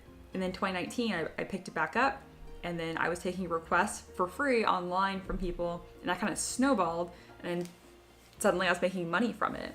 The first time that my paycheck, was more than Ricky's, he was busting his ass at a tire shop. We were like, we should pursue this and try it out, and it kind of snowballed from there. Mikey's asked, OMG, do you save a high resolution before you start dumbing down the poly count? I'd be so paranoid. No, but I also have quick saves that happen every 3 minutes, so I'm just a lunatic in a different way. I'm also not super attached to any mesh that I sculpt because I can just do it again. I'm fast. So at most I'm losing 10 minutes, and it just, if this was a problem and I had stuff crashing all the time, I mean, obviously I wouldn't do that. But it hasn't been an issue, so I'm not too worried about it. Good question though, very good question. Mikey says, also, did you get in on ZBrush Perpetual? Yes, I did. I don't know if you guys can see it, but the very top left here, it says 2022.0.8. So I'm all set. Monkey says, not to point at other teachers and stuff because Mia has a great learning course, but I recently picked up all learning is good. Share everything. This doesn't have to just be a big Mia live stream advertisement. I recently picked up a big concept art learning course on Humble Bundle that covers a lot of programs like from ZBrush to Blender to Photoshop. Oh, wow. I highly recommend it to anyone else wanting to learn concept with 3D modeling. Sorry, wall of text. Used to said I had to break it to 2 messages. Told you I'm good at those. So yeah, it's on Humble Bundle. If they just search 3D modeling on Humble Bundle, will they find it, Monkey? Or is there like a specific title you can share? I wish you could link it, but YouTube will not let you link it. It will disappear it. I can link it because I'm the admin, but that's the only option, unfortunately. I do appreciate you being respectful, Monkey. But yeah, more knowledge is more knowledge. I am happy for you guys to share resources in the chat.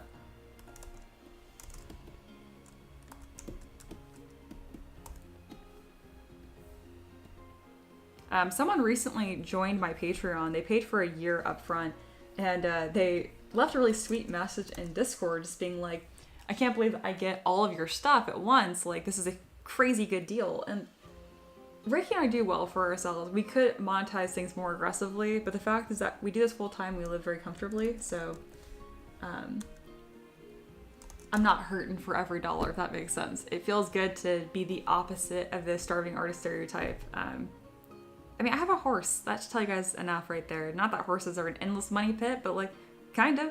It's definitely a luxury item, and I remind myself of that every day. Mikey says, thank you. Yeah, thank you, Monkey. And then Monkey mentioned, it doesn't teach basics, but more workflows and concepting. Oh, that's pretty cool. Maybe I'd be interested in that. I am, at any given time, following a course online or something. There's always more to learn. All right, I totally missed my break by accident. So I'm gonna hop on a 15-minute break here, roughly. I usually come back sooner, just to kind of walk around, stretch my legs, and then I'll be back. Thank you guys so much for hanging out. Again, though I do well for myself, this still is a business at the end of the day. It would mean a lot to me if you guys checked out my Patreon. I've linked that in the chat right now. And you can join it for free, just kind of lurk. If you want to learn how to sculpt, there's a link in the description for that as well. But I do have options, and I'm happy to have you guys here. And yeah, everything I do on here is a request. If you have something you want me to sculpt, that's literally what I do. Thanks for being here, and I'll be back in about 15 minutes, okay? At most. Probably closer to 10. I'm usually pretty quick. All right, y'all. I'll be back.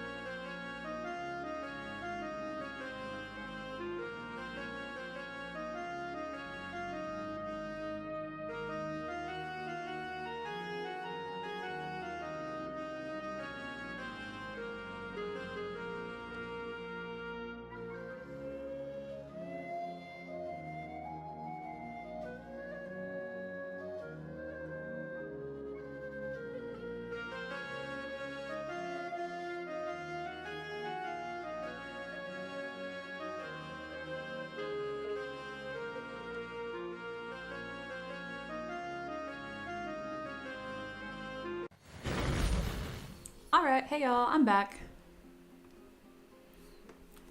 Monkey, I saw that the Humble Bumble you're talking about has just ended as you're talking about it. That's a-okay, you still get credit for trying.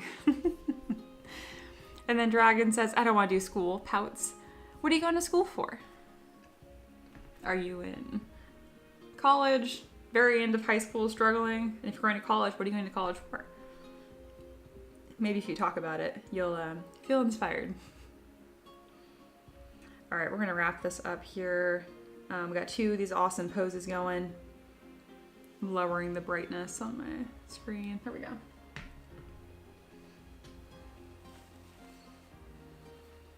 Debating whether I want to pull my hair up or not. I think I do.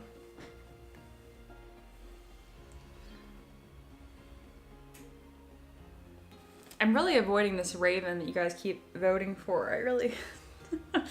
I didn't gather a bunch of like high quality references off stream, which is what I will need to do in order to succeed at that model. But at the very least, what I'll do is I'll have it all prepared and it'll be the first thing that I start on tomorrow's live stream. How's that? And I'll do a proper like from scratch sculpt, so you guys can see the whole process of me sculpting something that I'm not familiar with. I know that can be really, really beneficial because you guys can see my whole process and like how I think through everything. I know that's what helps my students the most. It's the most brain taxing, so I avoid doing it sometimes. All right, there we go. Half of the fluff is contained. It's raining here today, and yeah, I still haven't quite figured out how to handle my hair when it rains here because it's gigantic. Okay, I think we're all set. Let's get rolling. Dragon says, it is a single college class, composition and rhetoric. I have been to school for a few years, so I'm starting slow. That's totally fine. I feel like even the way that you phrased that was almost like, not like defensive, but you don't have to justify yourself. You take 20 classes, you take 0, you take 20 years to graduate, you take 5. It doesn't matter. I find that sometimes people are very unkind when they talk about themselves in school, being like, oh, they're slow, or like, what's fast, you know? There's no normal. It's your life. Don't worry about it. Also, I think college sucks. So if you're doing any of it, good job. I can't believe that I graduated. I don't know if you guys know this, but like I'm a super nerd student. I had a full ride academic scholarship, did all the things. I was secretary of chess club. If that tells you anything. And I fucking hated school. I am terrible attitude. Hate school. Love learning's fine. But yeah, school is soul sucking and that required therapy to fix. I was also kind of like a anxious, needy panini, as I would put it. But that's neither here nor there. Taylor says, all these magical creatures and magical weapons and medieval music brings back memories to when I was a kid, playing the dungeon crawler Fate, which is probably why I got into 3D. That's super high praise. I'm glad I can bring back any of those feelings. That's lovely. Dragon says, I'm happy with my grades so far, which is good. That's fantastic. Very good. Proud of you. All right, let me get to this next 30-minute section here. You know what? I got a timer off screen where I kind of block things out in the stream. I'm gonna set one for 15 minutes. And we're gonna I'm tired working on this skeleton. You guys have seen it for 1 hour and 40 minutes now. Let's get this done. On to the next thing. Bam. Merge visible. Remesh by union. I have done enough work on this that it should not have a meltdown when I remesh. Let's see. How'd it do? Yeah, looks like it did pretty good. I'm going to zoom in here and see how it does when I reduce the poly count.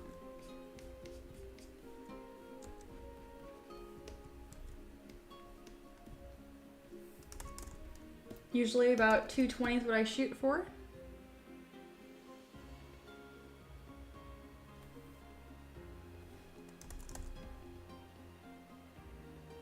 How has your guys' week been going? I'm kind of curious. What does February look like for you guys?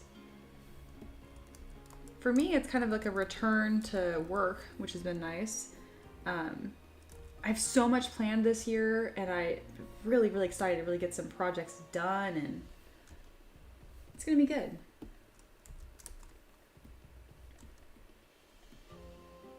Usually my plans for the year artistically are, they're really detailed plans. This year it's so simple. I'm like, I'm just gonna make a lot of art, and that's gonna be that.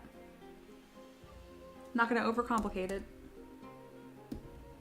Specifically, I want to try to finish as many requests as possible. Alright, that didn't work the way I wanted it to. Alright, so we're going to smush around the base of this model with perspective turned off to make sure it's as flat as possible. And that's what's going to allow me to put this nicely on a base.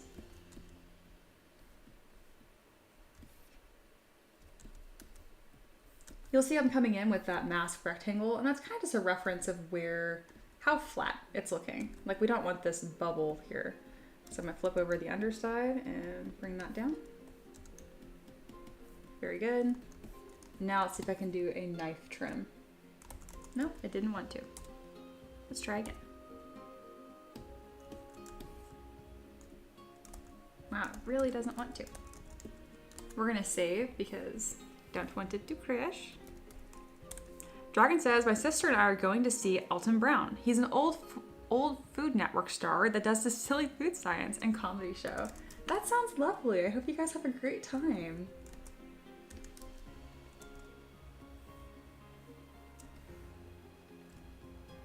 I'm baffled at why knife rectangle doesn't want to work right now. You're not a slice brush. You cut material away. Why are you not working?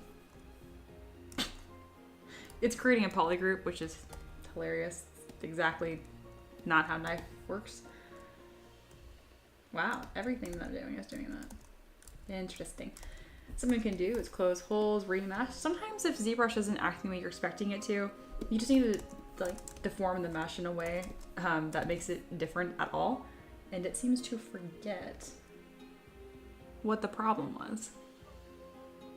Over the years, I have learned how to like prevent problems in ZBrush, different workflows, all that good stuff.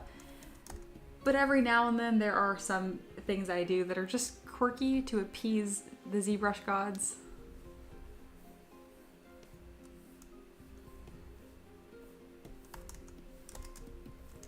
Alright, let's see if it's gonna work now. Hey, it worked. What'd I say?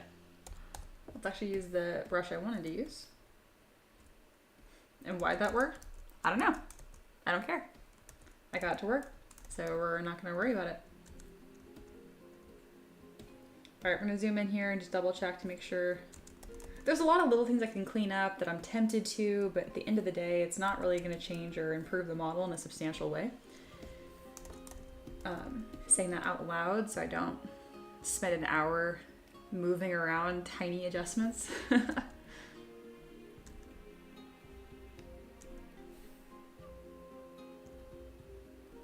Very good. Bring this down to an even 200. I might be able to go lower, but I don't want to lose any fine detailing in the wing, so I'm not going to push it. I'm going to call that a success. And now triple check for any large mesh issues. So I do close holes, remesh by union, and then check mesh integrity. Mesh integrity was a success, which means there were no detected issues, which is great. I'm still gonna put it through auto groups because it found something. There's a triangle somewhere. And then I'll delete that and do one more remesh. Even if it detects a small error, it doesn't mean that your model's not going to print. So don't panic if that happens to you.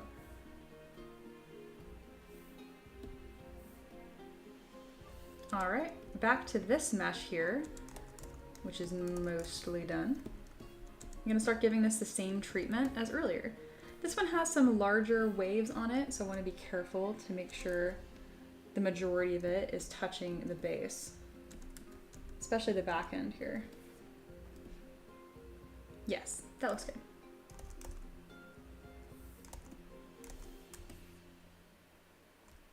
There we go. For an operation like this, you want to use the knife brush, not trim rectangle, because it might create different artifacts and errors. Nothing that's going to stop it from 3D printing. It's not going to look as nice.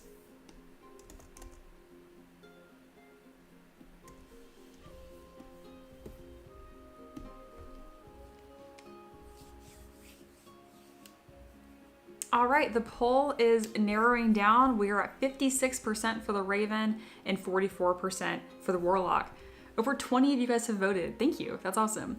I don't want to do the Raven, so it'd be great if we guys voted for the Warlock, but I'm going to have to do both anyway. I don't want to do the Raven just because it's a from scratch sculpt on a bird, and birds are so sensitive.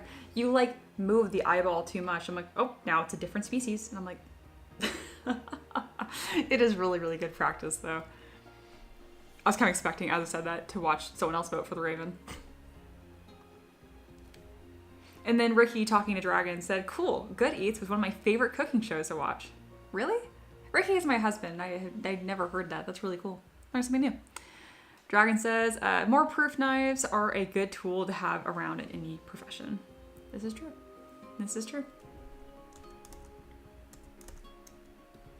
All right, we're gonna double check this cowl because it got a little bulbous on the front here and it really should just fall straight down.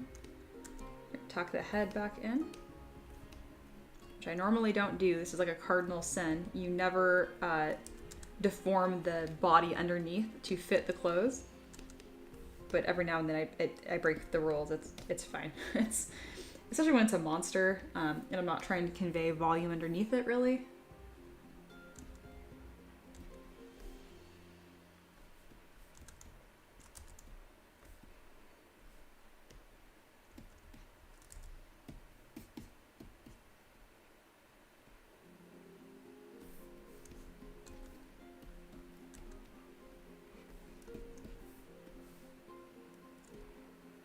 Looking good.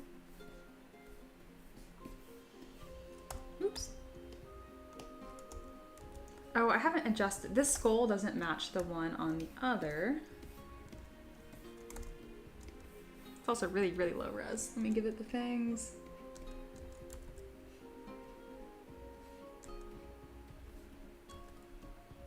I just think it looks nice.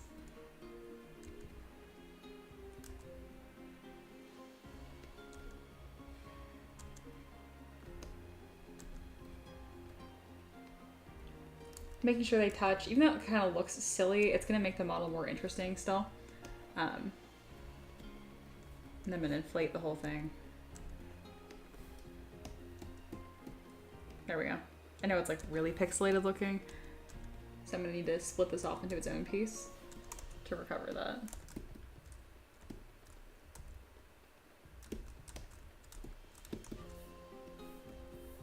I got a little too low res. There we go. Whoop, where are we going?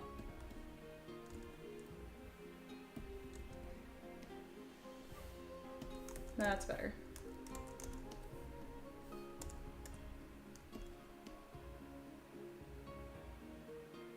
Very good. I still feel like his head looks too small, which is odd. Usually I think the opposite.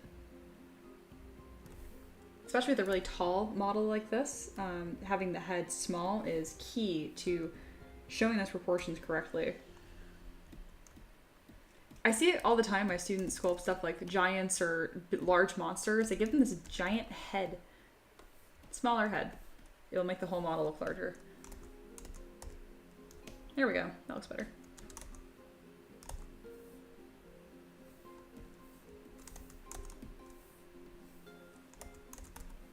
Alright, I'm gonna start remeshing my union piece by piece. Almost done. Hey, Ella's here. Hello. I missed some chat. Oh goodness. Oh, Corey's here. Hey, I know I'm late. Welcome back. Hi, Corey. Always good to see you. Let's see. Goodness, I looked away for a second, y'all. Non-sleeper's here too. Hello, hello. Welcome back. Monkey saying hi to Ella. Very good. Okay, I think I'm all caught up. And then Ricky and Dragon talking about food shows, which I love. Wow, I don't know who any of these people are. I'm so glad. I know you guys, but Alton Brown, never heard of them. You guys have. I know Bill Nye. Oh, and Non Sleeper. I always forget this. Yeah, like the stream. It does help. Subscribe if you're having a good time. Very cool. And then Monkey Minge, which is mac and cheese, in case anyone is unaware. I'm making mac and cheese tonight. Ricky says, Alton Brown's coming to Knoxville a week before my birthday. Who is this? Okay, sorry. Brief pause in the stream, y'all. Mia has to Google this because the whole world knows who this is.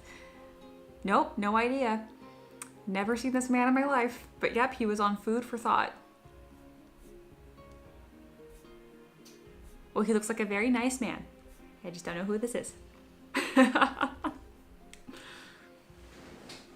And then Dragon says, happy birthday, Ricky. No, it's not Ricky's birthday. It will be on March 14th. So, in about a month.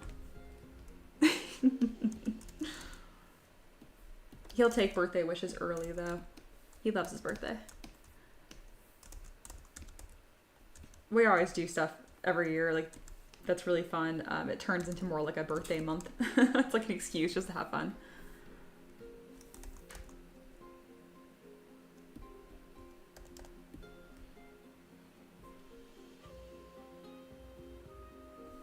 Oh, there's some really weird mesh issues happening right here that I didn't see. Let me smooth that out. Yeah, I knew I'd be mad about that. Is it hollow? No. Okay, then we're good.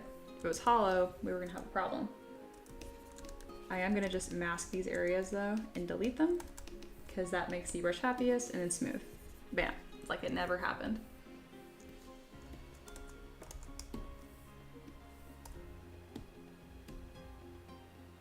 And yeah, Ricky mentioned my birthday is Pi Day. Yeah, so March 14th, 3.14.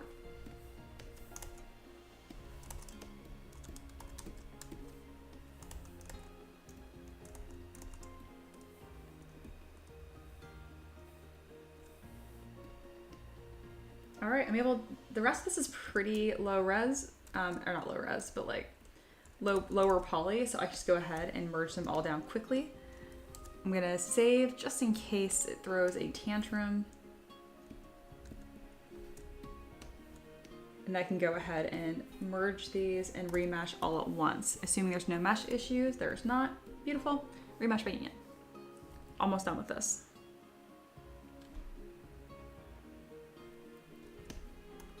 Oops, okay, so if you have symmetry turned on, it will mirror it when you remesh by union. This is kind of cool, but not what I wanted. Turning off symmetry and remeshing again. Here we go. Chat, it's just talking about pi. Very good.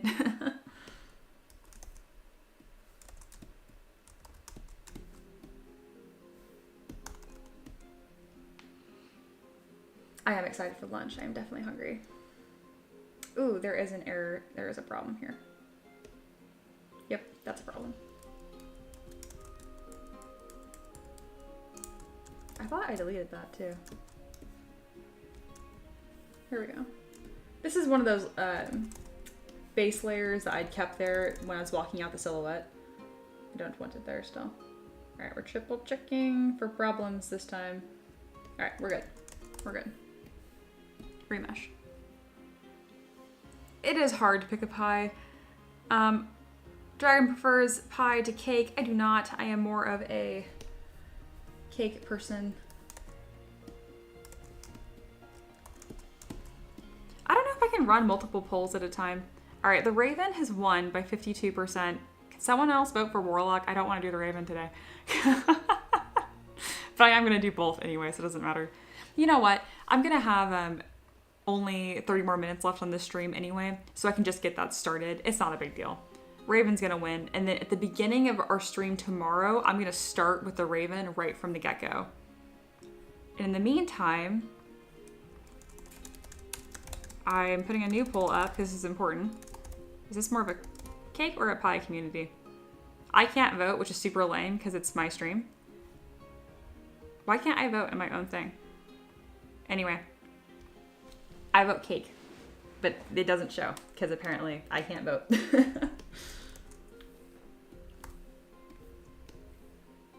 This poll is optional and not as important as the one before it, but still appreciated if you guys want to vote.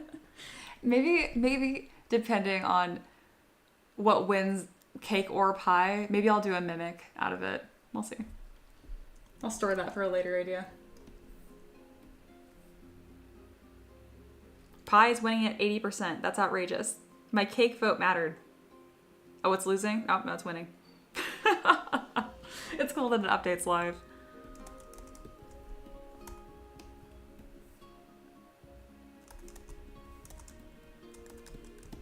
All right, almost done.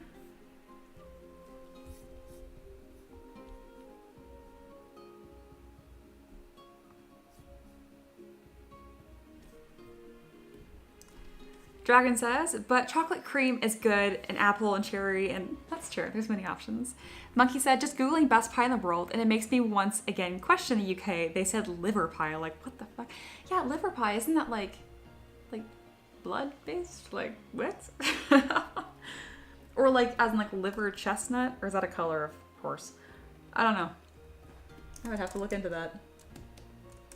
But it sounds terrible.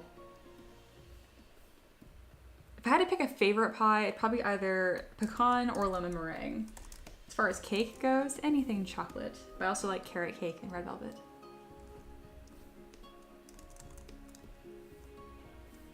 I feel like I've had more good cakes in my life than good pies. Speaking of lemon though, I made lemon tarts this week for the first time. They came out fantastic. They only lasted like 2 days because like my husband quite literally ate them all. And then Dragon says, liver is an orchid love. I'm aware, but like, who makes a pie out of that? Like, mash it up? Also, let's clarify some things here. I am German. You want to talk about gross food? Oh, I got y'all beat, okay? Blood sausage? I'm not gonna tell you to try it. But like, seriously, that's not like a meat pie, like flesh pie, liver pie? I don't think so. Ricky says, I'll take cake, especially in a bowl of milk. Yeah, Ricky has got some of those southern quirks.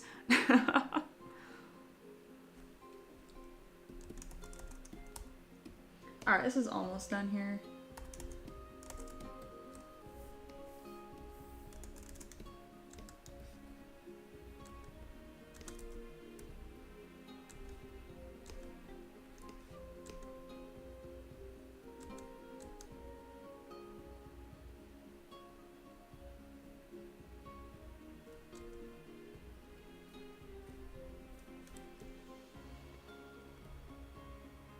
Alright, it's looking really good.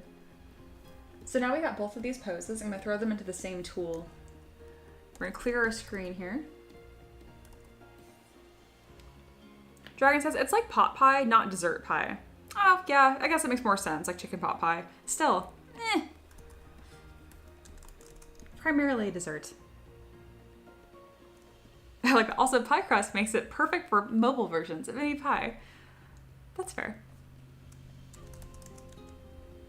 All right, these two lovelies are finished. I'm going to put them into my end ZPR, get them based, and that's gonna be great. I opened my beginning one by accident.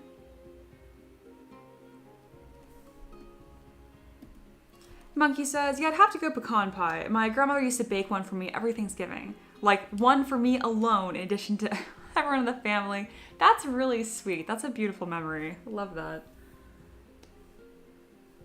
Grandmas are the best.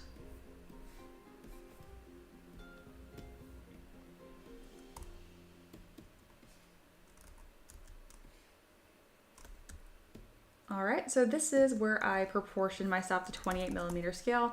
Both of these minis are measured, but for the most part, you know, you eyeball it, you make stuff look good. That's what we're in the business for. This is about art. So I want to make these as large as possible to where they're going to fit on the base. And I don't mind if they're on the more tall, spooky side. So I'm going to make him just as large as possible to fit on the base here, and then we are going to put in a custom base. Something, it doesn't matter if it's very super detailed because this is taking up most of the base, but it does need to have some sort of spike or swirl to it. I have these spotted waves. That's kind of a nice bit of texture. Let's see how that does for us. And then Monkey says, pecans or pecans? Or pecan. I think it's pecans or pecans. Pronunciation. I say pecan. Pecan. Yeah, you know. Yeah, Dragon says that. Pecan. Not pecan. That is down the hallway to the left.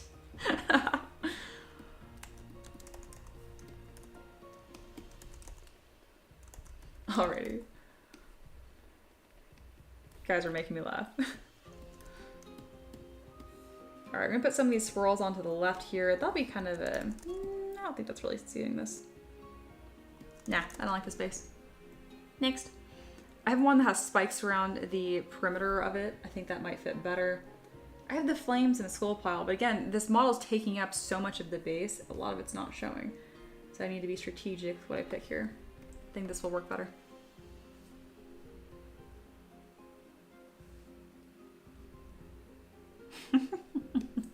I love that you guys have to spell out the phonetic pronunciation here for obvious reasons.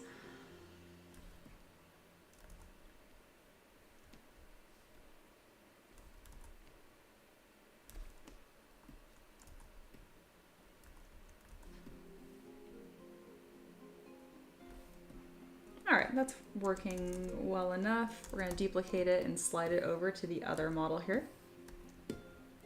We're also going to split these into 2 pieces. This one's going to show a lot more of the base, so I'll be more careful with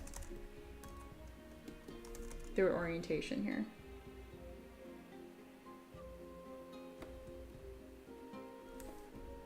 That looks nice.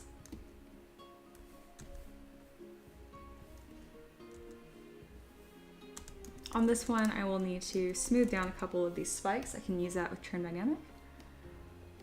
Otherwise, it looks a little odd. Not the end of the world, but very nice. And then I will size these up ever so slightly, so it's closer to a 30 millimeter base as opposed to 25. I think I can make this model a touch bigger.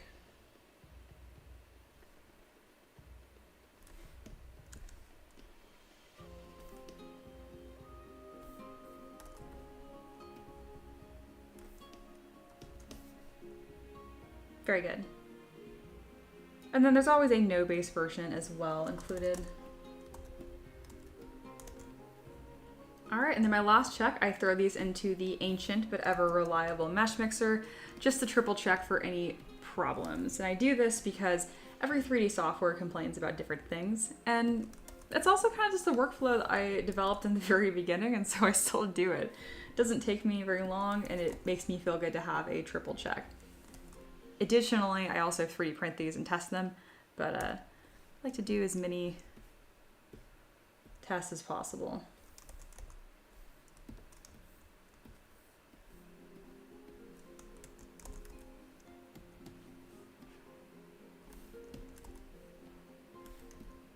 I'm gonna zoom these in. I'm gonna do a really fun render for you guys before we close this up.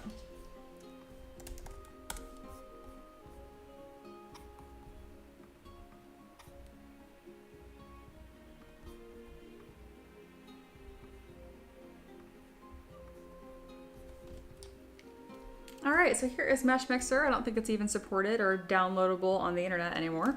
It's just a basic 3D software. It's produced by Autodesk, the same people that do like SolidWorks. So when 3D printing first came out, you can make supports in here and stuff, and I do like using this when I need really, really custom special supports.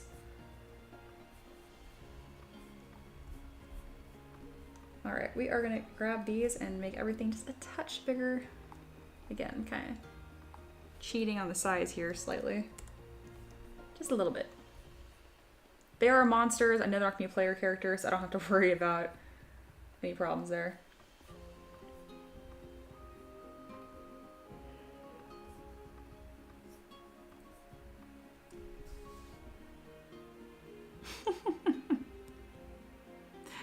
Dragon is single-handedly carrying the chat right now. Thank you.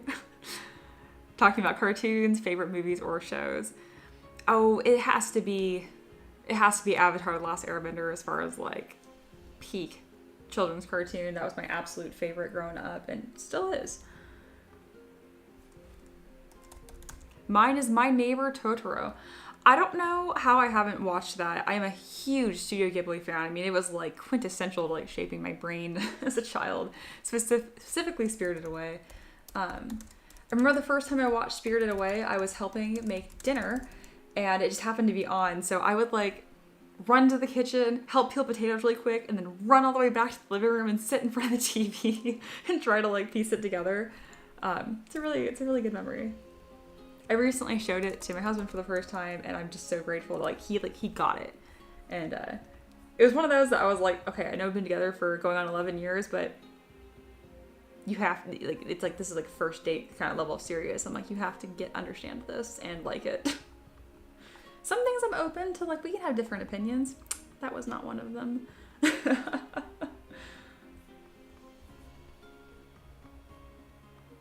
So right now I'm exporting these different base versions. There's a no dates version and decorative base. That just makes it easier for rescaling, but you can resize these however you want in your own slicer as well. Arch, Grim Reaper, Action, new base. I get questions all the time, like what scale I sculpt, and though it is technically 28 millimeter, which is 28 millimeters from foot to eye level, Heroic is closer to 32. It doesn't really matter though. I mean, proportions, sure, but the actual size of the mini, you can literally change in any slicer. All right, those have all been exported. Let's throw up some in here too. Taka says Kiki's delivery service. I watched that somewhat recently on an airplane of all places. Dragon says, my sister was stationed in Japan and burnt a bunch of Ghibli movies on a disc. I watched it and Ponyo until it burnt out in Japanese before they really came to the US. No kidding. That's a beautiful memory. Monkey says, does Arcane count as a cartoon? Sure. Any show, movie.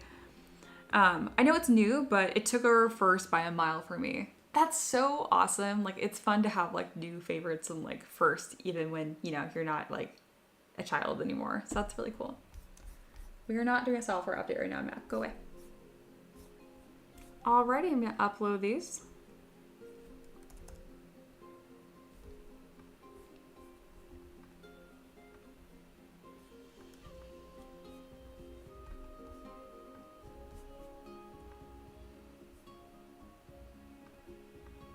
All right, y'all, tomorrow I'm gonna be sculpting that raven right from the get-go. I'm gonna have a bunch of references and we're gonna sculpt it from scratch. It's gonna be a really good time.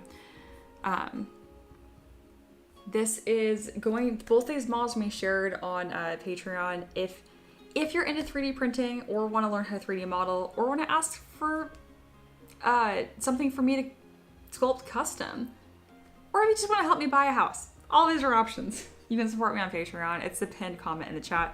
Links also in the description. Again, thank you guys for being here. I am wrapping up right now.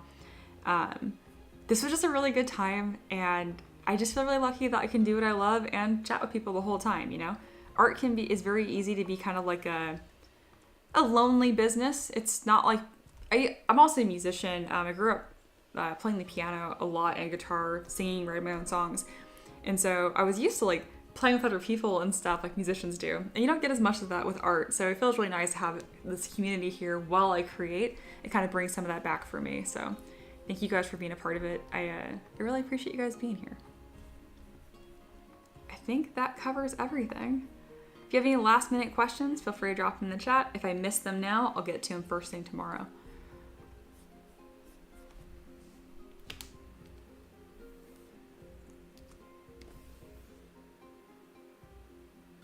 All right, these are looking pretty fabulous. We got some Angels of Death that I'm calling Arch Grim Reapers, and I am thrilled with them. This is a really productive live stream. And, the poll is in a very perilous spot right now. We're 50-50, 50 to cake, 50 to pie. It's showing cake as the winner, as it should. Just letting you guys know.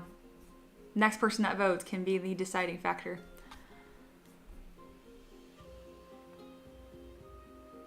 All right, guys, I think that wraps all of this up. Again, thank you guys so much for being here, and I'll see you guys tomorrow, okay? So, bye!